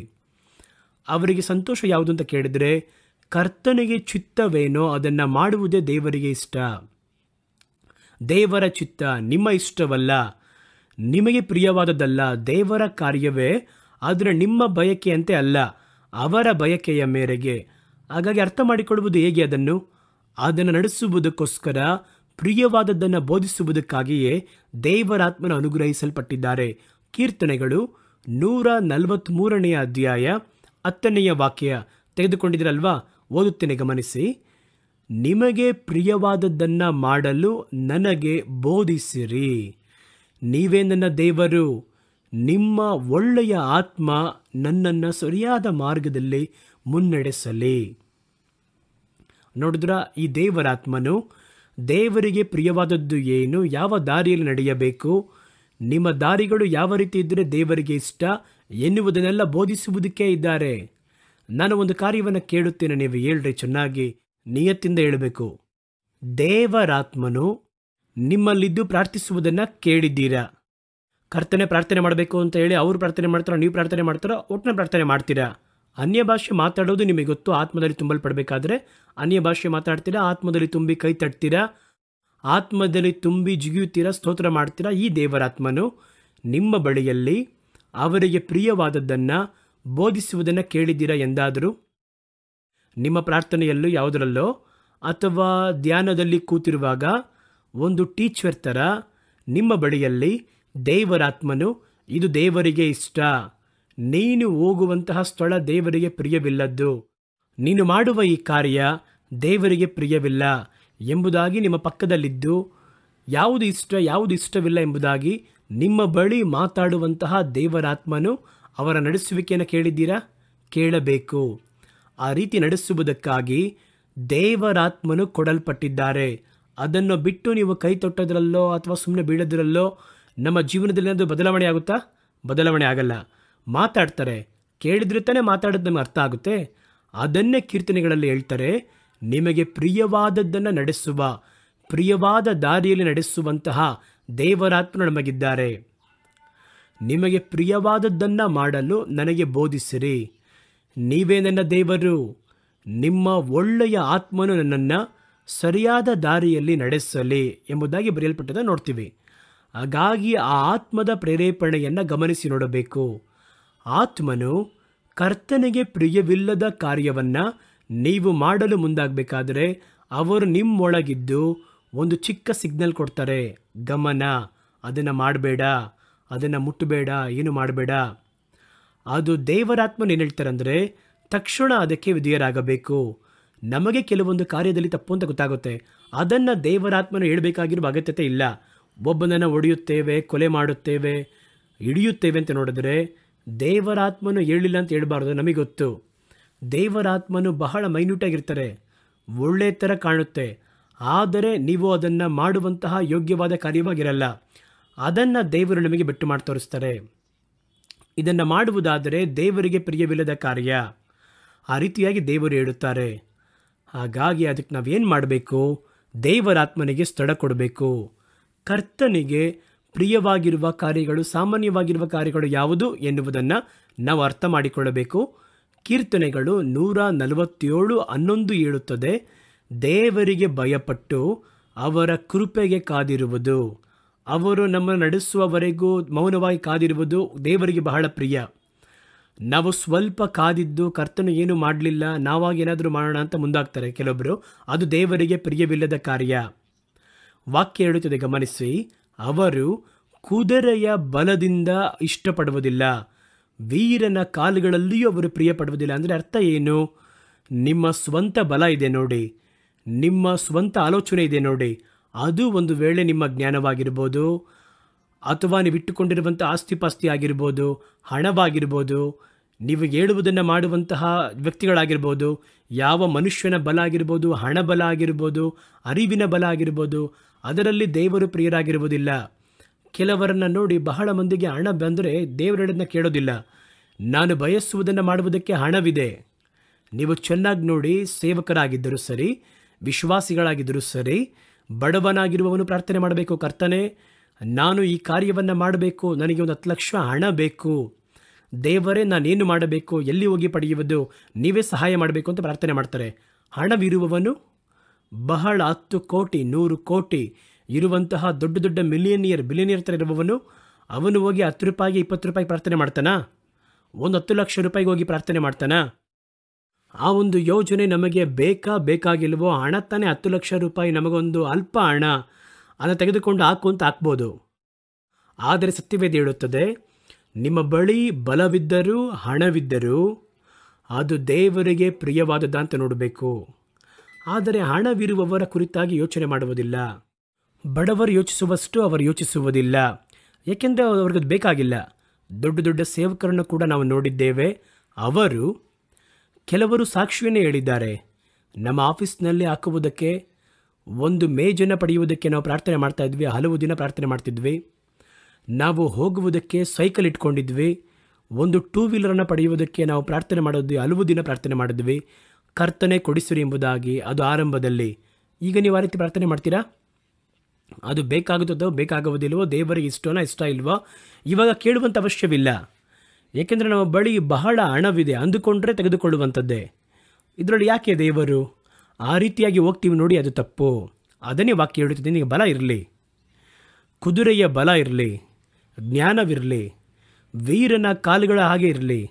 ಆದರೆ ಆ ಒಂದು ಕಾಲುಗಳನ್ನು, ಕುದುರೆಯ ಬಲವನ್ನು ನಿಮ್ಮ ಬಲವಿದೆ ಎನ್ನುವುದಕ್ಕಾಗಿ, ನೀನು ಬಯಸುತ್ತೀಯ ಎನ್ನುವುದಕ್ಕಾಗಿ ಅಲ್ಲ, ಅದು ಕರ್ತನು ಬಯಸುತ್ತಾರ ಅಂತ ಕೇಳ್ರಿ. ಅವತ್ತು ಹಣವಿಲ್ಲದ ಕಾಲದಲ್ಲಿ ಒಂದು ಚಿಕ್ಕ ವಸ್ತು ಪ್ರಾರ್ಥನೆ ಮಾಡಿದ್ರಲ್ಲ, ಇವತ್ತು ಎಷ್ಟು ಹಣವಿದ್ದರೂ ಒಂದು ಚಿಕ್ಕ ವಸ್ತುವಾಗಿದ್ದರೂ ಅದು ಮಾಡಬೇಕಾ ಅಂತ ಯಾಕೆ ಕೇಳೋಕ್ಕಾಗೋದಿಲ್ಲ ಅಂದರೆ, ಯಾಕೆಂದರೆ ದೇವರು ಇವಾಗ ಬೇಕಾಗಿಲ್ಲ, ಅವರ ಬಳಿ ಹೋಗಿ ಕಾದಿರಬೇಕಾಗಿರೋ ಅವಶ್ಯವಿಲ್ಲ, ಅಂದುಕೊಂಡ್ರೆ ಪಡ್ಕೋಬೋದು. ಆ ರೀತಿಯಾಗಿ ಯೋಚನೆ ಮಾಡ್ತೀವಿ ನೋಡಿ, ಅದು ಕರ್ತನಿಗೆ ಪ್ರಿಯವಿಲ್ಲ. ಅವರು ಕುದುರೆಯ ಬಲದಲ್ಲಿ ಪ್ರಿಯವಾಗಿಲ್ಲ. ಹಾಗಾದರೆ ಸೈನ್ಯದಲ್ಲಿ ಕುದುರೆ ಉಪಯೋಗ ಮಾಡಬಾರ್ದಾ? ವೀರರಲ್ಲಿ ಉಪಯೋಗ ಮಾಡಬಾರ್ದಾ? ವೀರರು ಇರುತ್ತಾರೆ, ಇದನ್ನು ಬರೆದಿರುವುದು ಒಬ್ಬ ರಾಜ, ನಮ್ಮ ಹಾಗೆ ಸಾಧಾರಣ ವ್ಯಕ್ತಿಯಲ್ಲ, ಒಬ್ಬ ಅರಸ ಬರೆದಿರೋದು. ಕುದುರೆಯ ಕಾಲುಗಳಲ್ಲಿ ದೇವರಿಗೆ ಇಷ್ಟವಿಲ್ಲ. ಮತ್ತೆ ಯಾಕಪ್ಪ ಕುದುರೆ ಇಟ್ಕೊಂಡಿದ್ದೀಯಾ? ಕುದುರೆ ಇಟ್ಕೊಂಡಿರ್ತೀವಿ, ಆದರೆ ಆ ಕುದುರೆ ಕರ್ತನು ಬಯಸಿದರೆ ಮಾತ್ರ ಓಡಬೇಕು. ವೀರರು ಇರುತ್ತಾರೆ, ಕರ್ತನು ಹೇಳಿದರೆ ಮಾತ್ರ ಓಡಬೇಕು. ನಮ್ಮ ಬಳಿ ಕುದುರೆ ಇದೆ, ವೀರರಿದ್ದಾರೆ ಎನ್ನುವುದಕ್ಕಾಗಿ ಅಂದ ಕೂಡಲೇ ಅನ್ನುವ ದೇಶಕ್ಕೆಲ್ಲ ಅಲೆಕ್ಸಾಂಡರ್ ಥರ ದಂಡೆತ್ತಿ ಹೋಗುವುದಿಲ್ಲ. ನಾವು ದೇವರ ಮಾತಿಗೆ ಕಾದಿರ್ತೀವಿ, ಅದುವೇ ದೇವರಿಗೆ ಇಷ್ಟ. ನೋಡಿ ಮುಂದಿನ ವಾಕ್ಯ ನೋಡಿ. ಅವರು ಕುದುರೆಯ ಬಲದಲ್ಲಿ ಇಷ್ಟವಾಗಿರದೆ, ಎಲ್ಲಿ ಓದ್ತಾ ಇದ್ದೀನಿ, ಕೀರ್ತನೆಗಳು 147 11ನೇ ವಾಕ್ಯ. ಅವರು ಕುದುರೆಯ ಬಲದಲ್ಲಿ ಪ್ರಿಯವಾಗಿಲ್ಲ, ವೀರರ ಕಾಲುಗಳಲ್ಲಿ ಪ್ರಿಯರಾಗಿರುವುದಿಲ್ಲ. ತಮಗೆ ಭಯಪಟ್ಟು ತಮ್ಮ ಕೃಪೆಗೆ ಕಾದಿರುವವರ ಮೇಲೆ ಕರ್ತನು ಪ್ರಿಯರಾಗಿದ್ದಾರೆ. ಯಾರು ಅವರಿಗೆ ಪ್ರಿಯರು? ನಮ್ಮ ಬಳಿ ಇಷ್ಟೊಂದು ಕುದುರೆ ಇದ್ದರು, ಇಷ್ಟೊಂದು ವೀರರಿದ್ದರು, ಇಷ್ಟೊಂದು ಹಣವಿದ್ದರು, ಕರ್ತನು ಹೇಳಲಿ ಎಂಬುದಾಗಿ ಹೇಳಿ ಕರ್ತನ ಬಳಿ ಅನುಮತಿಗೆ ಕಾದಿರ್ತಾನೆ ನೋಡಿ. ಅವನ ಮೇಲೆ ದೇವರಿಗೆ ಪ್ರಿಯ. ಎಷ್ಟೇ ಹಣವಿದ್ದರೂ ಅದನ್ನು ತನ್ನ ಹಣ ಎಂಬುದಾಗಿ ಭಾವಿಸಲಿಲ್ಲ. ಇದಕ್ಕೆಲ್ಲ ದೇವರು ನನಗೆ ಯಾವುದೋ ಒಂದು ಕಾರ್ಯವನ್ನು ಮಾಡುವುದಕ್ಕೆ ಕೊಟ್ಟಿದ್ದಾರೆ, ಅವರೇ ಯಜಮಾನನು, ದೇವರೇ ಇದನ್ನು ಮಾಡ್ಬೋದಾ, ಈ ಒಂದು ಹಣವನ್ನು ಉಪಯೋಗ ಮಾಡ್ಬೋದಾ? ಯಾವುದಾದ್ರೂ ಶ್ರೀಮಂತರ ಜೊತೆ ಕೇಳ್ತಾರಾ? ಕೇಳುವುದಿಲ್ಲ. ಕೇಳಿದರೆ ದೇವರ ಪ್ರೀತಿ ನಿಮ್ಮ ಮೇಲೆ ಹಲವು ಪಟ್ಟು ಉಂಟಾಗುವುದು. ಮುಂದಿನ ಕಾರ್ಯವನ್ನು ನೋಡಿ. ಉತ್ತಮ ಮಾರ್ಗದವರು, ಕರ್ತನಿಗೆ ಪ್ರಿಯರಾದವರು. ಉತ್ತಮವಾಗಿ ನಡೆಯುವವರಿದ್ದಾರೆ ನೋಡಿ, ನಿಜವಾಗಿಯೂ ಸತ್ಯವಾಗಿಯೂ. ಜ್ಞಾನೋಕ್ತಿಗಳ ಪುಸ್ತಕ 11ನೇ ಅಧ್ಯಾಯ 20ನೇ ವಾಕ್ಯ ಹೇಳುತ್ತದೆ, ಮಾರ್ಪಟ್ಟ ಹೃದಯವಿರುವವರು ಕರ್ತನಿಗೆ ಅಸಹ್ಯರು. ಇಲ್ಲೊಂದು ಮಾತಾಡಿ, ಇಲ್ಲೊಂದು ಮಾತಾಡಿ, ಮುಂದೆ ಒಂದು ಹೆಜ್ಜೆ, ಹಿಂದೆ ಒಂದು ಹೆಜ್ಜೆ ಎಂಬುದಾಗಿ ಹೇಳಿ ಮಾರ್ಪಟ್ಟಂತಹ ಹೃದಯ. ಮಾರ್ಪಟ್ಟಂತಹ ಹೃದಯ ಅಂದರೆ ತಂತ್ರವಾದ ಒಂದು ಕನ್ನಿಂಗ್, ತಂತ್ರವಾಗಿರುವಂತಹ ವಂಚಿಸುವ ಹೃದಯ. ಅದು ಕರ್ತನಿಗೆ ಅಸಹ್ಯವಾದದ್ದು. ಉತ್ತಮ ಧರ್ಮದವರಾಗಲಿ, ನಿಜವಾದ ಮಾರ್ಗದಲ್ಲಿ ನಡೆಯಬೇಕು. ಅದು ಸುತ್ತಾಡಿ ಬರುವಂಥ ದಾರಿಯಾಗಿದ್ದರೂ ಪರವಾಗಿಲ್ಲ, ತಲೆಯನ್ನು ಸುತ್ತಿ ಮೂಗನ್ನು ಮುಟ್ಟುವುದಾದರೂ ಪರವಾಗಿಲ್ಲ. ನನಗೆ ಶಾರ್ಟ್ಕಟ್ ಎಲ್ಲ ಬೇಡ. ಯಾವುದು ನೀತಿಯ ಹಾದಿಯೋ, ಯಾವುದು ಉತ್ತಮವಾದ ಹಾದಿಯೋ ಅದು ನಮ್ಮ ಹಾದಿಯಾಗಿರಲಿ. ಆ ರೀತಿಯಾಗಿ ನಡೆಯಬೇಕು. ಆ ರೀತಿ ನಡೀತಾರೆ ನೋಡಿ, ಅವರು ಕರ್ತನಿಗೆ ಪ್ರಿಯರಾದವರು. ನಮ್ಮ ಬಳಿ ಹಣವಿದೆ, ಕಾಸಿದೆ ಎನ್ನುವುದಕ್ಕಾಗಿ ಶಾರ್ಟ್ಕಟ್ ಆಗಿ ಹುಡುಕುತ್ತಾರೆ ಬಹಳ ಮಂದಿ. ಅದಲ್ಲದೆ ಉತ್ತಮ ಮಾರ್ಗದಲ್ಲಿ, ಉತ್ತಮ ದಾರಿಯಲ್ಲಿ ದಾಟಿ ಹೋಗುವವರು, ಅವರು ಸುಲಭವಾಗಿ ಒಂದು ಕಾರ್ಯವನ್ನು ಸಂಪಾದಿಸುವುದಕ್ಕೆ ಅಡ್ಡ ದಾರಿ ಅವರಿಗೆ ತೋರಿಸಲ್ಪಟ್ಟರು, ಅದಕ್ಕೆ ಸಮ್ಮತಿಸದೇ ಇರುವವರು. ಒಂದು ಒಳ್ಳೆ ಪೊಸಿಷನಲ್ಲಿ ನಾವಿರ್ಬೋದು, ಸ್ವಲ್ಪ ಅಡ್ಜಸ್ಟ್ ಮಾಡಿ ಕೇಳುವವರಿಗೆ ರುಜು ಹಾಕಿ ಲಂಚವನ್ನು ಪಡೆದರೆ ಹಲವು ಕೋಟಿಗಳನ್ನು ಒಳಗೊಂಡು ಮನೆ ಕಟ್ಟಬಹುದು. ಆ ರೀತಿ ಬಂದರೂ ಕೂಡ ಯಾರಿಗೂ ಗೊತ್ತಾಗಲ್ಲ, ಎಲ್ಲರೂ ಹಾಗೆ ಮಾಡ್ತಾರೆ. ಈ ಒಂದು ಪರಿಸ್ಥಿತಿ ಬಂದರೂ ಕೂಡ ಉತ್ತಮ ದಾರಿಯನ್ನು ಕೈಗೊಳ್ತೀವಿ ನೋಡಿ, ಅವನೇ ಕರ್ತನಿಗೆ ಪ್ರಿಯವಾದವನು ಎಂಬುದಾಗಿ ಸತ್ಯವೇದ ಹೇಳುತ್ತದೆ. ಅನಂತರ ನಮಗೆ ಗೊತ್ತು, ಸತ್ಯವಾಗಿ ನಡೆಯುವವರು ಅವರಿಗೆ ಪ್ರಿಯರು. ಜ್ಞಾನೋಕ್ತಿಗಳ ಪುಸ್ತಕ 12ನೇ ಅಧ್ಯಾಯ 22ನೇ ವಾಕ್ಯದಲ್ಲಿ ಹೇಳ್ತಾರೆ, ಸುಳ್ಳಿನ ತುಟಿಗಳು ಕರ್ತನಿಗೆ ಅಸಹ್ಯವಾದವುಗಳು, ಸತ್ಯವಾಗಿ ನಡೆಯುವವರು ಅವರಿಗೆ ಪ್ರಿಯರು. ಸುಳ್ಳು ತುಟಿಗಳು, ತಪ್ಪಿಸಿಕೊಳ್ಳುವುದಕ್ಕಾಗಿ ಏನಾದರೂ ಒಂದು ಸುಳ್ಳಾಡುವವರು, ಆ ತುಟಿಗಳು ಕರ್ತನಿಗೆ ಅಸಹ್ಯವಾದವುಗಳು. ಸತ್ಯವಾಗಿ ನಡೆಯುವವರು ದೇವರಿಗೆ ಪ್ರಿಯರು. ಇವೆಲ್ಲ ವೇಗವಾಗಿ ಹೇಳುತ್ತೇನೆ, ನೀವು ಅದರ ಕುರಿತಾಗಿ ಯೋಚನೆ ಮಾಡಿ ನೋಡಿದರೆ ಬಹಳ ಸಂಭವಗಳು, ಸತ್ಯವೇದದಲ್ಲಿರುವಂತಹ ಕಾರ್ಯಗಳು, ನಿಜವಾಗಿಯೂ ನಡೆದುಕೊಂಡಂತಹ ಯೋಸೇಫನಂತವರು, ಅವರಿಗೆ ಸಿಕ್ಕಿದ ಮೊದಲ ದಂಡನೆ ಸಿಕ್ಕಿದ ಹಾಗೆ ಇದ್ದರೂ ಕೂಡ ಅನಂತರ ಅವರು ಯಾವ ರೀತಿ ಅಂಗೀಕಾರವನ್ನು ಪಡೆದರು. ದಾನಿಯಲ್ ಕಾಲದಲ್ಲಿ ಶದ್ರಾಕ್, ಮೇಷಕ್, ಅಬೇದ್ನೆಗೋ ಎನ್ನುವವರು, ಅವರು ಕರ್ತನ ಮುಂದೆ ಯಾವ ರೀತಿ ಸತ್ಯವಂತರಾಗಿದ್ದರು, ಇದೆಲ್ಲ ನೀವಿಟ್ಟು ಧ್ಯಾನ ಮಾಡಬಹುದು. ನೀತಿ ನ್ಯಾಯವನ್ನು ಮಾಡುವಂಥದ್ದು ಕರ್ತನಿಗೆ ಪ್ರಿಯವೂ ಎಂಬುದಾಗಿ ಹೇಳಿ ಜ್ಞಾನೋಕ್ತಿಗಳ ಪುಸ್ತಕ 21ನೇ ಅಧ್ಯಾಯ 3ನೇ ವಾಕ್ಯ ಹೇಳುತ್ತದೆ, ಬಲಿ ಸಮರ್ಪಣೆ ಮಾಡುವುದಕ್ಕಿಂತ ನೀತಿಯು ನ್ಯಾಯವೂ ಮಾಡುವಂಥದ್ದೇ ದೇವರಿಗೆ ಇಷ್ಟ. ಆ ದಿನಗಳಲ್ಲಿ ಬಲಿ ಸಮರ್ಪಣೆ ಮಾಡ್ತಾ ಇದ್ರು ದೇವಾಲಯದಲ್ಲಿ. ಬಲಿ ಸಮರ್ಪಣೆ ಮಾಡುವುದಕ್ಕಿಂತ ನೀತಿಯಾಗಿ ನಡೆಯುವಂಥದ್ದೇ ದೇವರಿಗೆ ಇಷ್ಟ. ಎರಡನೇದಾಗಿ ಅವರು ಮಾಡಿದಂತಹ ತಪ್ಪು, ಪಾಪ ಏನು ಅಂತ ನೀವು ಕೇಳುವುದಾದರೆ, ದುಷ್ಟತ್ವವನ್ನು ಇಷ್ಟಪಟ್ಟರು, ದುಷ್ಟ ಕಾರ್ಯಗಳನ್ನು ಇಷ್ಟಪಟ್ಟರು. ಆಶಿಸಿದರು ಅಂದರೆ ನಿಮಗೇನಂತ ಗೊತ್ತು, ಅದರ ಮೇಲೆ ಅದು ಬೇಕಾಗುತ್ತದೋ ಇಲ್ಲವೋ ಅಪ್ರಮೇಯವಾಗಿರುವ ಒಂದು ಆಸೆ, ಅದನ್ನು ಹೊಂದುವುದಕ್ಕೆ ಯಾವ ಎಕ್ಸ್ಟ್ರೀಮ್ ಬೇಕಾದರೂ ಹೋಗ್ತಾರೆ. ಅವರ ಮನಸ್ಸು ಪೂರ್ತಿಯಾಗಿ ಅದು ಆಕ್ರಮಿಸಿಕೊಂಡಿರುವುದು. ಅದಕ್ಕೆ ಹೆಸರು ಇಚ್ಛೆ. ಹಾಗಾದರೆ ಇವರು ಆ ದಿನಗಳಲ್ಲಿ ಏನು ಮಾಡಿದರು ಅಂದರೆ ದುಷ್ಟ ಕಾರ್ಯಗಳನ್ನು ಇಷ್ಟಪಟ್ಟರು ಎಂಬುದಾಗಿ ಸತ್ಯವೇದ ಹೇಳುತ್ತದೆ. ಏನು ಹಾಕಲ್ಪಟ್ಟಿದೆ? 1 ಕೊರಿಂಥದವರಿಗೆ ಬರೆದ ಪತ್ರಿಕೆ 10ನೇ ಅಧ್ಯಾಯ 6ನೇ ವಾಕ್ಯದಲ್ಲಿ ಹೇಳುತ್ತದೆ. ಅವರ ಒಂದು ಇಚ್ಛೆ ದುಷ್ಟತ್ವಗಳ ಒಂದು ಇಚ್ಛೆ. ಇದರಲ್ಲಿ 2 ವಿಧವಾಗಿರುವ ಇಚ್ಛೆ ಉಂಟು. 3 ವಿಧ ಅಂತ ಕೂಡ ಇಟ್ಕೊಳ್ಳಿ. ಒಂದು, ಅದು ಬಂದು ದುಷ್ಟತ್ವದಲ್ಲ, ಆದರೆ ಇಚ್ಛೆ, ಸಾಧಾರಣವಾಗಿರುವ ಕಾರ್ಯವಾಗಿರುವುದು ಇಚ್ಛೆ, ಒಂದು ತಪ್ಪಾದ ಕಾರ್ಯವಲ್ಲ. 2ನೇದಾಗಿ ದುಷ್ಟ ಕಾರ್ಯವಾಗಿರುತ್ತದೆ, ಇಲ್ಲೀಗಲ್, ಅದರ ಮೇಲೆ ಒಂದು ಆಸೆ. ಲೀಗಲ್ ಆಗಿರುತ್ತದೆ, ಅದರ ಮೇಲೆ ಒಂದು ಆಸೆ, ಅದು ನಮಗೆ ಬೇಡವಿಲ್ಲದಾಗಿರುವುದು ಒಂದು ಆಸೆ. ಮತ್ತೊಂದು ಇಲ್ಲೀಗಲ್ ಆಗಿರುತ್ತೆ, ಅದರ ಮೇಲೆ ನಮಗೆ ಆಸೆ. ಅದನ್ನು ಹೊಂದಬೇಕೆಂದರೆ ಆ ಒಂದು ಕಾನೂನು ಬಾಹಿರವಾಗಿ ಒಂದು 10 ಮಂದಿಯನ್ನು ಕೊಲ್ಲಬೇಕು ಅಂತ ಇಟ್ಕೊಳ್ಳಿ. ಅದಕ್ಕೆ ಹೆಸರು ದುಷ್ಟತ್ವದ ಮೇಲೆ ಆಸೆ. 3ನೇದಾಗಿ ಒಂದು ಇಚ್ಛೆ ಇದೆ, ಸೈತಾನನ ಒಂದು ಇಚ್ಛೆ. ಸೈತಾನನ ಆಶಯ ಪ್ರಕಾರವಾಗಿ ನಡೆಯುವವರು ಸೈತಾನನಿಗೆ ಸ್ಥಳ ಕೊಡುವುದಾದರೆ ಅವನಿಗಿಂತ ಕೆಲವೊಂದು ಆಶ್ರಯ ಇದೆ, ಅದನ್ನು ನಡೆಸ್ತಾನೆ. ಅದರಲ್ಲಿ ಒಂದೊಂದಾಗಿ ನೋಡೋಣ. ನೋಡಿ, ಇಸ್ರಾಯೇಲರ ಇಚ್ಛೆ ಎನ್ನುವಂಥದ್ದು ಸಾಧಾರಣವಾಗಿರುವ ಇಚ್ಛೆಯೇ. ಏನು ಕೇಳ್ದ ಅವನು? ನಮಗೆ ಮಾಂಸ ಬೇಕು ಅಂತ ಕೇಳಿದರು, ಒಳ್ಳೆ ನೀರು ಬೇಕು ಕುಡಿಯುವುದಕ್ಕೆ ಎಂಬುದಾಗಿ ಅವರು ಕೇಳಿದರು. ಅವರು ಕೇಳಿದ್ದು ಸಾಧಾರಣವಾದದ್ದೇ, ಆದರೆ ಅವರು ಅದನ್ನು ಆಶಿಸಿದರು, ಅಡ್ಜಸ್ಟ್ ಮಾಡಿಕೊಳ್ಳಲಿಲ್ಲ. ಅವರು ಅದಕ್ಕೋಸ್ಕರವಾಗಿ ಗುಣಗುಟ್ಟಿ ಕೋಪಗೊಂಡು ಹೇಗಾದರೂ ಬೇಕು ಅಂತ ಕೇಳಿದರು. ದೊಡ್ಡ ವಿಷಯ ಅಲ್ಲ ಅದು. ಅದು ಬಂದು ಇಲ್ಲೀಗಲ್ ಕಾರ್ಯವೂ ಅಲ್ಲ. ನಮಗೆ ಕುಡಿಯುವುದಕ್ಕೆ ನಮಗೆ ಮದ್ಯಪಾನ ಬೇಕು ಅಂತ ಕೇಳಲಿಲ್ಲ, ನಮಗೆ ಕುಡಿಯುವುದಕ್ಕೆ ಗಂಜಾ ಬೇಕು ಅಂತ ಕೇಳಲಿಲ್ಲ, ಬೇರೆ ಮಾದಕ ವಸ್ತು ಬೇಕು ಅಂತ ಕೇಳಿಲ್ಲ, ನೀರು ಬೇಕು ಅಂತ ಕೇಳಿದರು. ಅವರು ಊಟ ಮಾಡುವುದಕ್ಕೆ ಮಾಂಸ ಬೇಕು ಎಂಬುದಾಗಿ ಕೇಳಿದರು. ಅದು ಸಾಧಾರಣವಾಗಿರುವ ಕಾರ್ಯವೇ, ಆದರೆ ಅದು ಇಚ್ಛಿಸಿ ಕೇಳಿದರು. ನಮಗದು ಬೇಕೇ ಬೇಕು, ಇಲ್ಲ ಅಂದರೆ ನಮಗೆ ತಲೆ ಸಿಡಿದೋಗುತ್ತೆ. ನಮಗೆ ಕೊಡೋಕ್ಕಾಗುತ್ತಾ? ಆಗಲ್ವಾ? ನಾವು ಇಷ್ಟಪಟ್ಟಿದ್ದನ್ನು ಹೊಂದುವ ಹಾಗೆ ದೇವರಿಗೆ ವಿರುದ್ಧ ಗುಣಗುಟ್ಟಿದ್ರು. ಮೋಶೆಯ ಮೇಲೆ ಕಲ್ಲೆಸೆಯುವುದಕ್ಕೆ ನೋಡಿದ್ರು, ಕಲಹ ಮಾಡಿದ್ರು.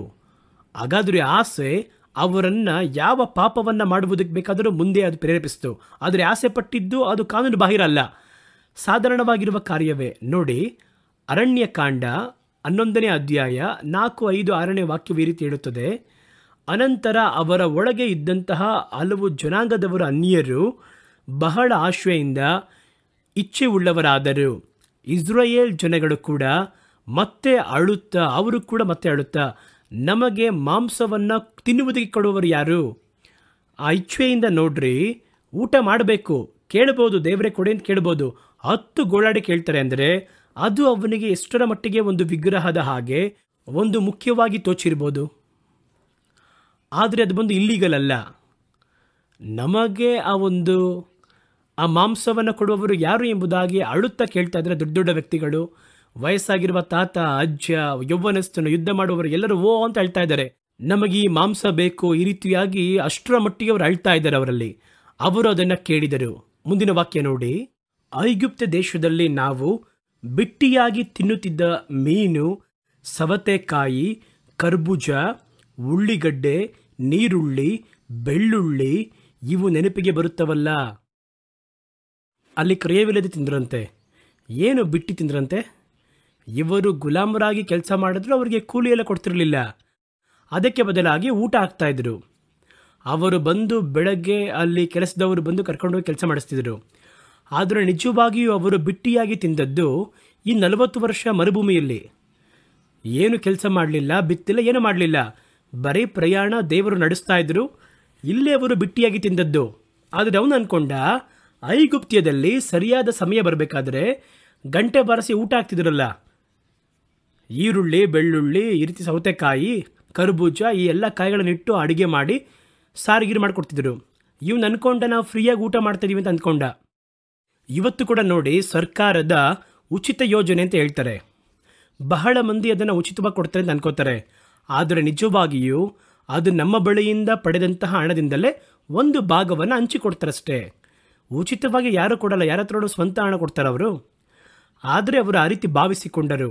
ಅದೇ ರೀತಿಯೇ ಇವರು, ನಾವು ಹೋದ್ವಿ, ಕೆಲಸ ಮಾಡಿದ್ವಿ, ನಾವು ಕ್ರಯ ಕೊಟ್ಟು ಪಡಿಲಿಲ್ಲ, ಅಡುಗೆ ಮಾಡಲಿಲ್ಲ, ಸಮಯಕ್ಕೆ ತಕ್ಕ ಹಾಗೆ ಊಟ ಸಿಗ್ತಾ ಇತ್ತು, ಬಿಟ್ಟಿಯಾಗಿ ತಿಂತಾ ಇದ್ವಲ್ಲ.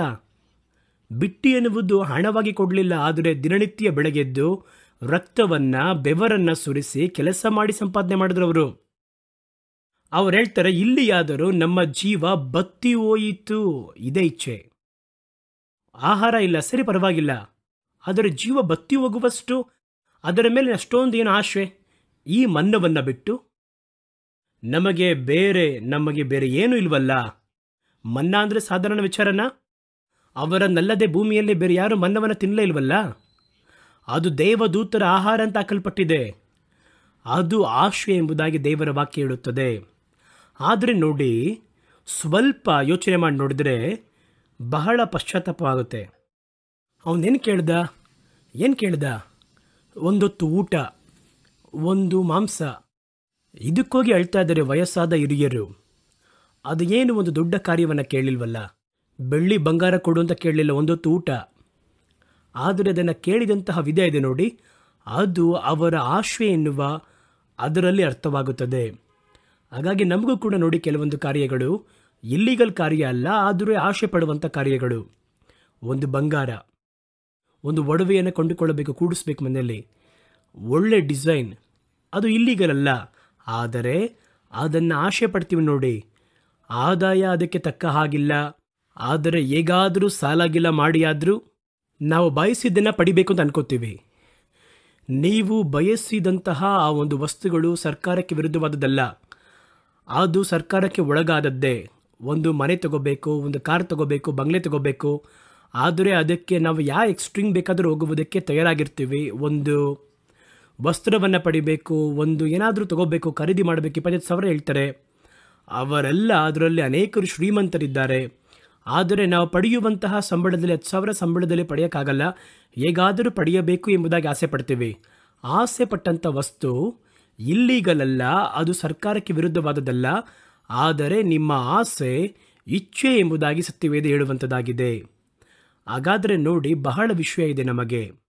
ಹಲವು ಸಂದರ್ಭಗಳಲ್ಲಿ ನನ್ನೊಂದಿಗೆ ಇರುವ ಒಬ್ಬರು ಸೇವಕರಿದ್ದಾರೆ. ಅವರೇನು ಮಾಡ್ತಾರೆ ಅಂದರೆ, ಒಂದು ವಾಹನವನ್ನು ಪಡೆದಿರ್ತಾರೆ. ಬಹಳ ಮಂದಿ ನೋಡಿದ್ದೇನೆ. ನನ್ನ ಸ್ನೇಹಿತರು, ಅನೇಕ ಸ್ನೇಹಿತರು ಒಂದು ವಾಹನವನ್ನು ಪಡೆದಿರ್ತಾರೆ. ಆ ಒಂದು ವಾಹನವನ್ನು ಪಡೆದು ಓಡಿಸ್ತಾ ಇರ್ತಾರೆ. 1 ತಿಂಗಳಲ್ಲಿ ಮುಂದಿನ ಮಾಡೆಲ್ ಹೊಸದಾಗಿ ಬರುವುದಾದರೆ ಅದನ್ನು ಪಡೆಯಬೇಕು, ಹೇಗಾದರೂ ಪಡೆಯಬೇಕು ಎಂಬುದಾಗಿ ಹೇಳಿ ತಕ್ಷಣ ಪಡೆಯುತ್ತಾರೆ. ಒಂದು 4 ತಿಂಗಳಲ್ಲಿ ಮತ್ತೊಂದು ಮಾಡೆಲ್ ಬರುತ್ತೆ, ಅದನ್ನು ಪಡೆಯುತ್ತಾರೆ. ನನ್ನ ಪ್ರಕಾರವಾಗಿ ವಾಹನ ಎನ್ನುವಂಥದ್ದು ಪ್ರಯಾಣ ಮಾಡುವುದಕ್ಕೆ ಇರುವಂಥದ್ದು ಸಮಸ್ಯೆ ಇಲ್ಲದೆ ಪ್ರಯಾಣ ಮಾಡಬೇಕು ವಿನಃ ಬ್ರ್ಯಾಂಡ್ ಇದರಲ್ಲಿ ಮುಖ್ಯ ಇಲ್ಲ ಎನ್ನುವುದು ನನ್ನ ಒಂದು ಅಭಿಪ್ರಾಯ. ಕೆಲವೊಂದು ಸೇವಕರನ್ನು ನೋಡಿದ್ದೇನೆ, 1 ವಾರ ಕಟ್ಟಿದ ವಾಚ್ ಮುಂದಿನ ವಾರ ಕಟ್ಟಲ್ಲ, ಮಾರ್ಪಡುತ್ತೆ. ಒಮ್ಮೆ ಉಪಯೋಗ ಮಾಡಿದ ಸೆಲ್ಫೋನ್ನ ಮತ್ತೊಮ್ಮೆ ಅದನ್ನು ಉಪಯೋಗಿಸುವುದಿಲ್ಲ. ಏಕೆಂದರೆ ಮುಂದಿನ ಜನರೇಷನ್ ಬಂದಿದೆ, ಹೊಸದಾಗಿ ಇವಾಗ ಅದನ್ನು ಪರಿಚಯ ಮಾಡಿದ್ದಾರೆ. ಅದು 3 ಲಕ್ಷ ಬೆಲೆ, ಅದನ್ನು ಪಡೆಯಬೇಕು. ಅದನ್ನು ಪಡೆದಂತಹ ಆ ವಸ್ತು ಇಲ್ಲಿಗಲಲ್ಲ, ಆದರೆ ಅವರ ಇಚ್ಛೆಯನ್ನು ತೋರಿಸುತ್ತದೆ, ಆಸೆಯನ್ನು ತೋರಿಸುತ್ತದೆ. ಒಂದು ವಸ್ತು ಉಪಯೋಗವಾಗುವುದಕ್ಕೋಸ್ಕರವಾಗಿ ಪಡೆಯುವುದು ಬೇರೆ, ಆಶೆ ಪಡುವುದು ಬೇರೆ ಎನ್ನುವುದನ್ನು ನೀವು ಅರ್ಥ ಮಾಡಿಕೊಳ್ಳಬೇಕು. ಅದನ್ನು ತೆಗೆದು ಬಿಸಾಕ್ತಾರೆ. ನನಗೆ ತಿಳಿದಿರುವ ಮಟ್ಟಿಗೆ ಫೋನ್ ಎನ್ನುವಂಥದ್ದು ಒಬ್ಬರೊಂದಿಗೆ ಸಂಪರ್ಕದಲ್ಲಿರುವುದಕ್ಕೆ, ಮಾತಾಡುವುದಕ್ಕಷ್ಟೇ. ಅಷ್ಟರ ಮಟ್ಟಿಗೆ ಕೆಲಸ ಮಾಡಿದ್ರೆ ಸಾಕು. ಅದು ಲೇಟೆಸ್ಟ್ ಜನ್ರೇಷನ್, ಅದರ ಬಗ್ಗೆ ಯೋಚನೆ ಇಲ್ಲ. ಇದು ನನ್ನ ಅಭಿಪ್ರಾಯ. ಆದರೆ ಆ ವಸ್ತುವಿನ ಮೇಲೆ ಆಸೆ ಇಡ್ತಾರೆ ನೋಡಿ, ಅದುವೇ ನನಗೆ ಬೇಕು, ಈ ರೀತಿಯೇ ಇರಬೇಕು, ಅದನ್ನು ಕರ್ತನು ಬಯಸುವುದಿಲ್ಲ. ಅದು ನ್ಯಾಯವಾದದ್ದೇ. ಆದರೆ ಅವರು ನ್ಯಾಯವಾದನ್ನು ಬಯಸಿ ಕೂಡ ಅದನ್ನು ಓದಿ ನೋಡಿದ್ರೆ ನಮಗೆ ಅಯ್ಯೋ ಅನಿಸುತ್ತೆ. ಒಂದು ನೀರುಳ್ಳಿ ಕಷ್ಟಪಟ್ಟವನಲ್ಲ, ಒಂದು ಬೆಳ್ಳುಳ್ಳಿಗೋಸ್ಕರ ಹತ್ತವನಲ್ಲ, ನಮಗೆ ಒಂಥರ ದಯೆ ಬರುತ್ತೆ. ಆದರೆ ಅವರು ಕೇಳಿದ ರೀತಿ ತಪ್ಪು. ಅವರು ಆಶೆ ಪಟ್ಟಿದ್ದು ಸತ್ಯವೇದ ಹೇಳುತ್ತದೆ, ಅದಕ್ಕೇನು ದಂಡನೆ ನೋಡಿ. ಕೀರ್ತನೆಗಳು 78 ಹೇಳುತ್ತದೆ, ಅವರು ತಿಂದು ತೃಪ್ತಿ ಹೊಂದಿದರು. ದೇವರು ಕೊಟ್ಟರು, ಮಾಂಸ ಬೇಕಲ್ವಾ, ಗಾಳಿಯನ್ನು ಬರಮಾಡಿ ಲಾವಕಿಗಳನ್ನು ತಂದು ಅವರು ತಿಂದು ತೃಪ್ತಿ ಹೊಂದಿದರು. ಅವರು ಆಶೆ ಪಟ್ಟದ್ದನ್ನು ಅವರಿಗೆ ಕೊಟ್ಟರು. ಅವರು ಆಶೆ ಪಟ್ಟರಲ್ಲ, ಅದನ್ನು ಅವರಿಗೆ ಕೊಟ್ಟರು. ಅವರು ತಮ್ಮ ಆಶೆಯನ್ನು ಬಿಡಲಿಲ್ಲ. ಅವರ ಒಂದು ಭೋಜನ ಅವರ ಬಾಯಲ್ಲಿರುವಾಗಲೇ ದೇವರ ಕೋಪ ಅವರ ಮೇಲೆ ಬಂದು ಅವರಲ್ಲಿ ಕೊಬ್ಬಿದವರನ್ನು ಸಂಹರಿಸಿತು. ಇಸ್ರಾಯೇಲರಲ್ಲಿ ವಿಶೇಷವಾದವರನ್ನು ಸಾಯುವಂತೆ ಮಾಡಿತು. ನೋಡಿದ್ರ, ಒಂದು ದೊಡ್ಡ ಕೋಟಿಗಟ್ಟಲೆಯಷ್ಟು ಹಣಕ್ಕೋಸ್ಕರವಾಗಿ ಆಸೆಪಟ್ಟು ಇಷ್ಟಪಟ್ಟು 10 ಮಂದಿಯನ್ನು ಕೊಲೆ ಮಾಡಿ ಈ ರೀತಿ ಸತ್ರು ಪರವಾಗಿಲ್ಲ. ಒಂದು ಈರುಳ್ಳಿಗೋಸ್ಕರವಾಗಿ ಆಸೆಪಟ್ಟು, ಒಂದು ಬೆಳ್ಳುಳ್ಳಿಗೆ ಆಸೆಪಟ್ಟು ಪ್ರಾಣ ಬಿಟ್ಟಿದ್ದಾರೆ ನೋಡಿ ಅಲ್ಲಿ. ಒಂದು ಪಕ್ಷಿಯ ಮಾಂಸಕ್ಕೋಸ್ಕರವಾಗಿ ಆಸೆಪಟ್ಟು ಪ್ರಾಣ ಬಿಟ್ಟಿದ್ದಾರೆ ನೋಡಿ. ಹಾಗಾದರೆ ವಸ್ತು ಯಾವುದು ಅಂತ ಅಲ್ಲ, ಆ ಆಶೆ ಎನ್ನುವುದು ಬಹಳ ಮುಖ್ಯ. ಅವರು ಆಶೆ ಪಟ್ಟಿದ್ದರಿಂದ ದೇವರು ದಂಡಿಸಿದರು. ಇದು ಒಂದು ನ್ಯಾಯವಾಗಿರುವ ಒಂದು ಕಾರ್ಯವೇ, ಬಹಳ ಇಲ್ಲಿಗಲಲ್ಲ. ಆದರೆ ಅದರ ಮೇಲೆ ಆಸೆ ಇಡುವುದು ಕೂಡ ಪಾಪ ಎಂಬುದಾಗಿ ಸತ್ಯವೇದ ಹೇಳುತ್ತದೆ. ಅದು ದೇವರ ಕೋಪಕ್ಕೆ ಸೀಮಿತವಾದದ್ದು. ಇಚ್ಛೆ ಎನ್ನುವಂಥದ್ದು ದೇವರಿಗೆ ಪ್ರಿಯವಿಲ್ಲದ್ದು. ಒಂದು ವೇಳೆ ಬಂಗಾರ, ನಾನು ಹೇಳಿದ ಹಾಗೆ ಬಂಗಾರ, ಒಡವೆ, ಕಾಸು, ಕಾರು ಇನ್ನೊಬ್ರು ಇಟ್ಕೊಂಡಿದ್ದಾರಲ್ಲ, ಅಥವಾ ಹೊಸ್ದಾಗಿ ಮಾರ್ಪಡಿಸ್ಬೇಕಲ್ಲ, ಈ ರೀತಿ ಇರುವುದಲ್ಲ ಇಚ್ಛೆ ಎಂಬುದಾಗಿ ಸತ್ಯವೇದ ಹೇಳುತ್ತದೆ. ಇದಕ್ಕೆ ದಂಡನೆ ಏನೆಂದರೆ ದುಷ್ಟನ ಇಚ್ಛೆ, ದುಷ್ಟ ಕಾರ್ಯಗಳ ಮೇಲಿರುವಂಥ ಇಚ್ಛೆ. ಅದು ನೋಡಿ, ಇನ್ನು ಕೆಲವೊಂದು ವಿಚಾರ ಇದೆ ಇಲ್ಲಿಗಲ್, ಅದರ ಮೇಲೆ ಇಚ್ಛೆ. ಕೆಲವರಿಗೆ ಒಳ್ಳೆ ನ್ಯಾಯವಾಗಿರುವ ಕಾರ್ಯದಲ್ಲಿ ಕೂಡ ಇಲ್ಲಿಗಲ್ ಆಗಿ ಪಡೆದು ಅದನ್ನು ಅನುಭವಿಸಿದರೆ ಮಾತ್ರ ಅವರಿಗೆ ಅದರಲ್ಲಿ ಸಂತೋಷ. ಒಡೆದು ಕಿತ್ಕೋಬೇಕು, ಒಬ್ಬನ ಬಳೆಯಿಂದ ಕಿತ್ಕೋಬೇಕು. ದುಷ್ಟ ಕಾರ್ಯಗಳ ಮೇಲೆ ಇಚ್ಛೆ. ಅದು ಏನು ಇಚ್ಛೆ? ಛೀ ಎಂಬುದಾಗಿ ಉಗುಳಲ್ಪಡುವಂತಹ ಅಸಹ್ಯವಾಗಿರುವ ಕ್ರಿಯೆಗಳು, ಅದರ ಮೇಲೆ ಒಂದು ಇಚ್ಛೆ. ನಾವು ಆಸೆ ಪಡುವಂತಹ ಯಾವ ಒಂದು ಕಾರ್ಯದ ಮೇಲೆ ಹೊರಗೆ ಹೇಳಕ್ಕಾಗದ ಹಾಗೆ ಅಸಹ್ಯವಾಗಿದೆಯೋ ಅವೆಲ್ಲ ಆ ಇಚ್ಛೆಯೆಲ್ಲ ದುಷ್ಟ ಇಚ್ಛೆ ಎಂಬುದಾಗಿ ಎಹೆಜ್ಕೇಲ್ ಪ್ರವಾದನೆ ಗ್ರಂಥ 11ನೇ ಅಧ್ಯಾಯ 21ನೇ ವಾಕ್ಯ ಹೇಳುತ್ತದೆ. ಆದರೂ ಛೀ ಎಂಬುದಾಗಿ ಉಗಿಯಲ್ಪಡತಕ್ಕ ಅಸಹ್ಯವಾಗಿರುವಂತಹ ತಮ್ಮ ಹೃದಯದ ಇಚ್ಛೆಗಳಲ್ಲಿ ಆ ಒಂದು ಇಚ್ಛೆಯನ್ನು ಹೊರಗೆಳೆದ್ರೆ ಬಹಳ ಅಸಹ್ಯ. ಆ ಒಂದು ಇಚ್ಛೆಯಲ್ಲಿ ಯಾರೆಲ್ಲ ನಡೆಯುತ್ತಾರೋ ಅವರ ಪ್ರತಿಫಲವನ್ನು ಅವರ ತಲೆಗೆ ಕಟ್ಟುವೆನು. ಇದು ಕರ್ತನಾದ ಯೆಹೋವನ ನುಡಿ. ಒಂದು ಇಲ್ಲಿಗಲಾಗಿ ಅಸಹ್ಯವಾಗಿ ಹೊರ ಕೂಡ ಹೇಳಕ್ಕಾಗದಿರುವ ಕಾರ್ಯದ ಮೇಲೆ ಇಷ್ಟಪಡ್ತಾನೆ ಅಂದರೆ ಆ ಒಂದು ಇಚ್ಛೆಯ ದಾರಿಯಲ್ಲಿ ಯಾರು ನಡೀತಾರೋ ಅವನ ಪಾಪವನ್ನು ಅವನ ತಲೆಯ ಮೇಲೆ ಕಟ್ಟುತ್ತೇನೆ ಎಂಬುದಾಗಿ ದೇವರು ಹೇಳುತ್ತಾರೆ. ಹಾಗಾಗಿ ಈ ರೀತಿಯಾಗಿ ದುಷ್ಟ ಇಚ್ಛೆಗಳ ಕುರಿತಾಗಿ ಬಹಳ ಕಾರ್ಯಗಳನ್ನು ದೇವರ ಸತ್ಯವೇದ ಹೇಳುತ್ತದೆ.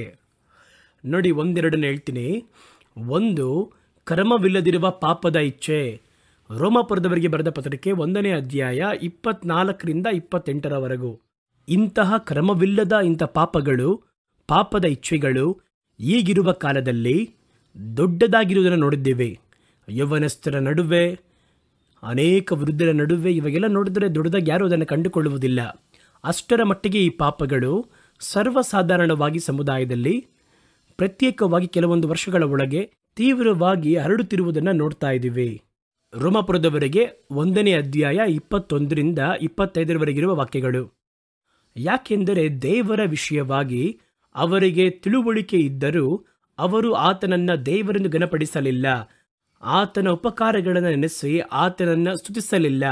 ಅವರ ವಿಚಾರ ಮಾಡಿ ಫಲ ಕಾಣಲಿಲ್ಲ. ವಿವೇಕವಿಲ್ಲದ ಅವರ ಮನಸ್ಸು ಕತ್ತಲಾಯಿತು. ನಿಜವಾಗಿ ದೇವರನ್ನು ಅವರು ಆರಾಧನೆ ಮಾಡಲಿಲ್ಲ. ಈಗ ದೇವರನ್ನು ಆರಾಧನೆ ಮಾಡುವುದನ್ನು ಕೂಡ ತಪ್ಪಾಗಿ ನೋಡ್ತಾ ಇದ್ದಾರೆ. ಅವರು ದೇವರನ್ನು ಆರಾಧನೆ ಮಾಡಲಿಲ್ಲ.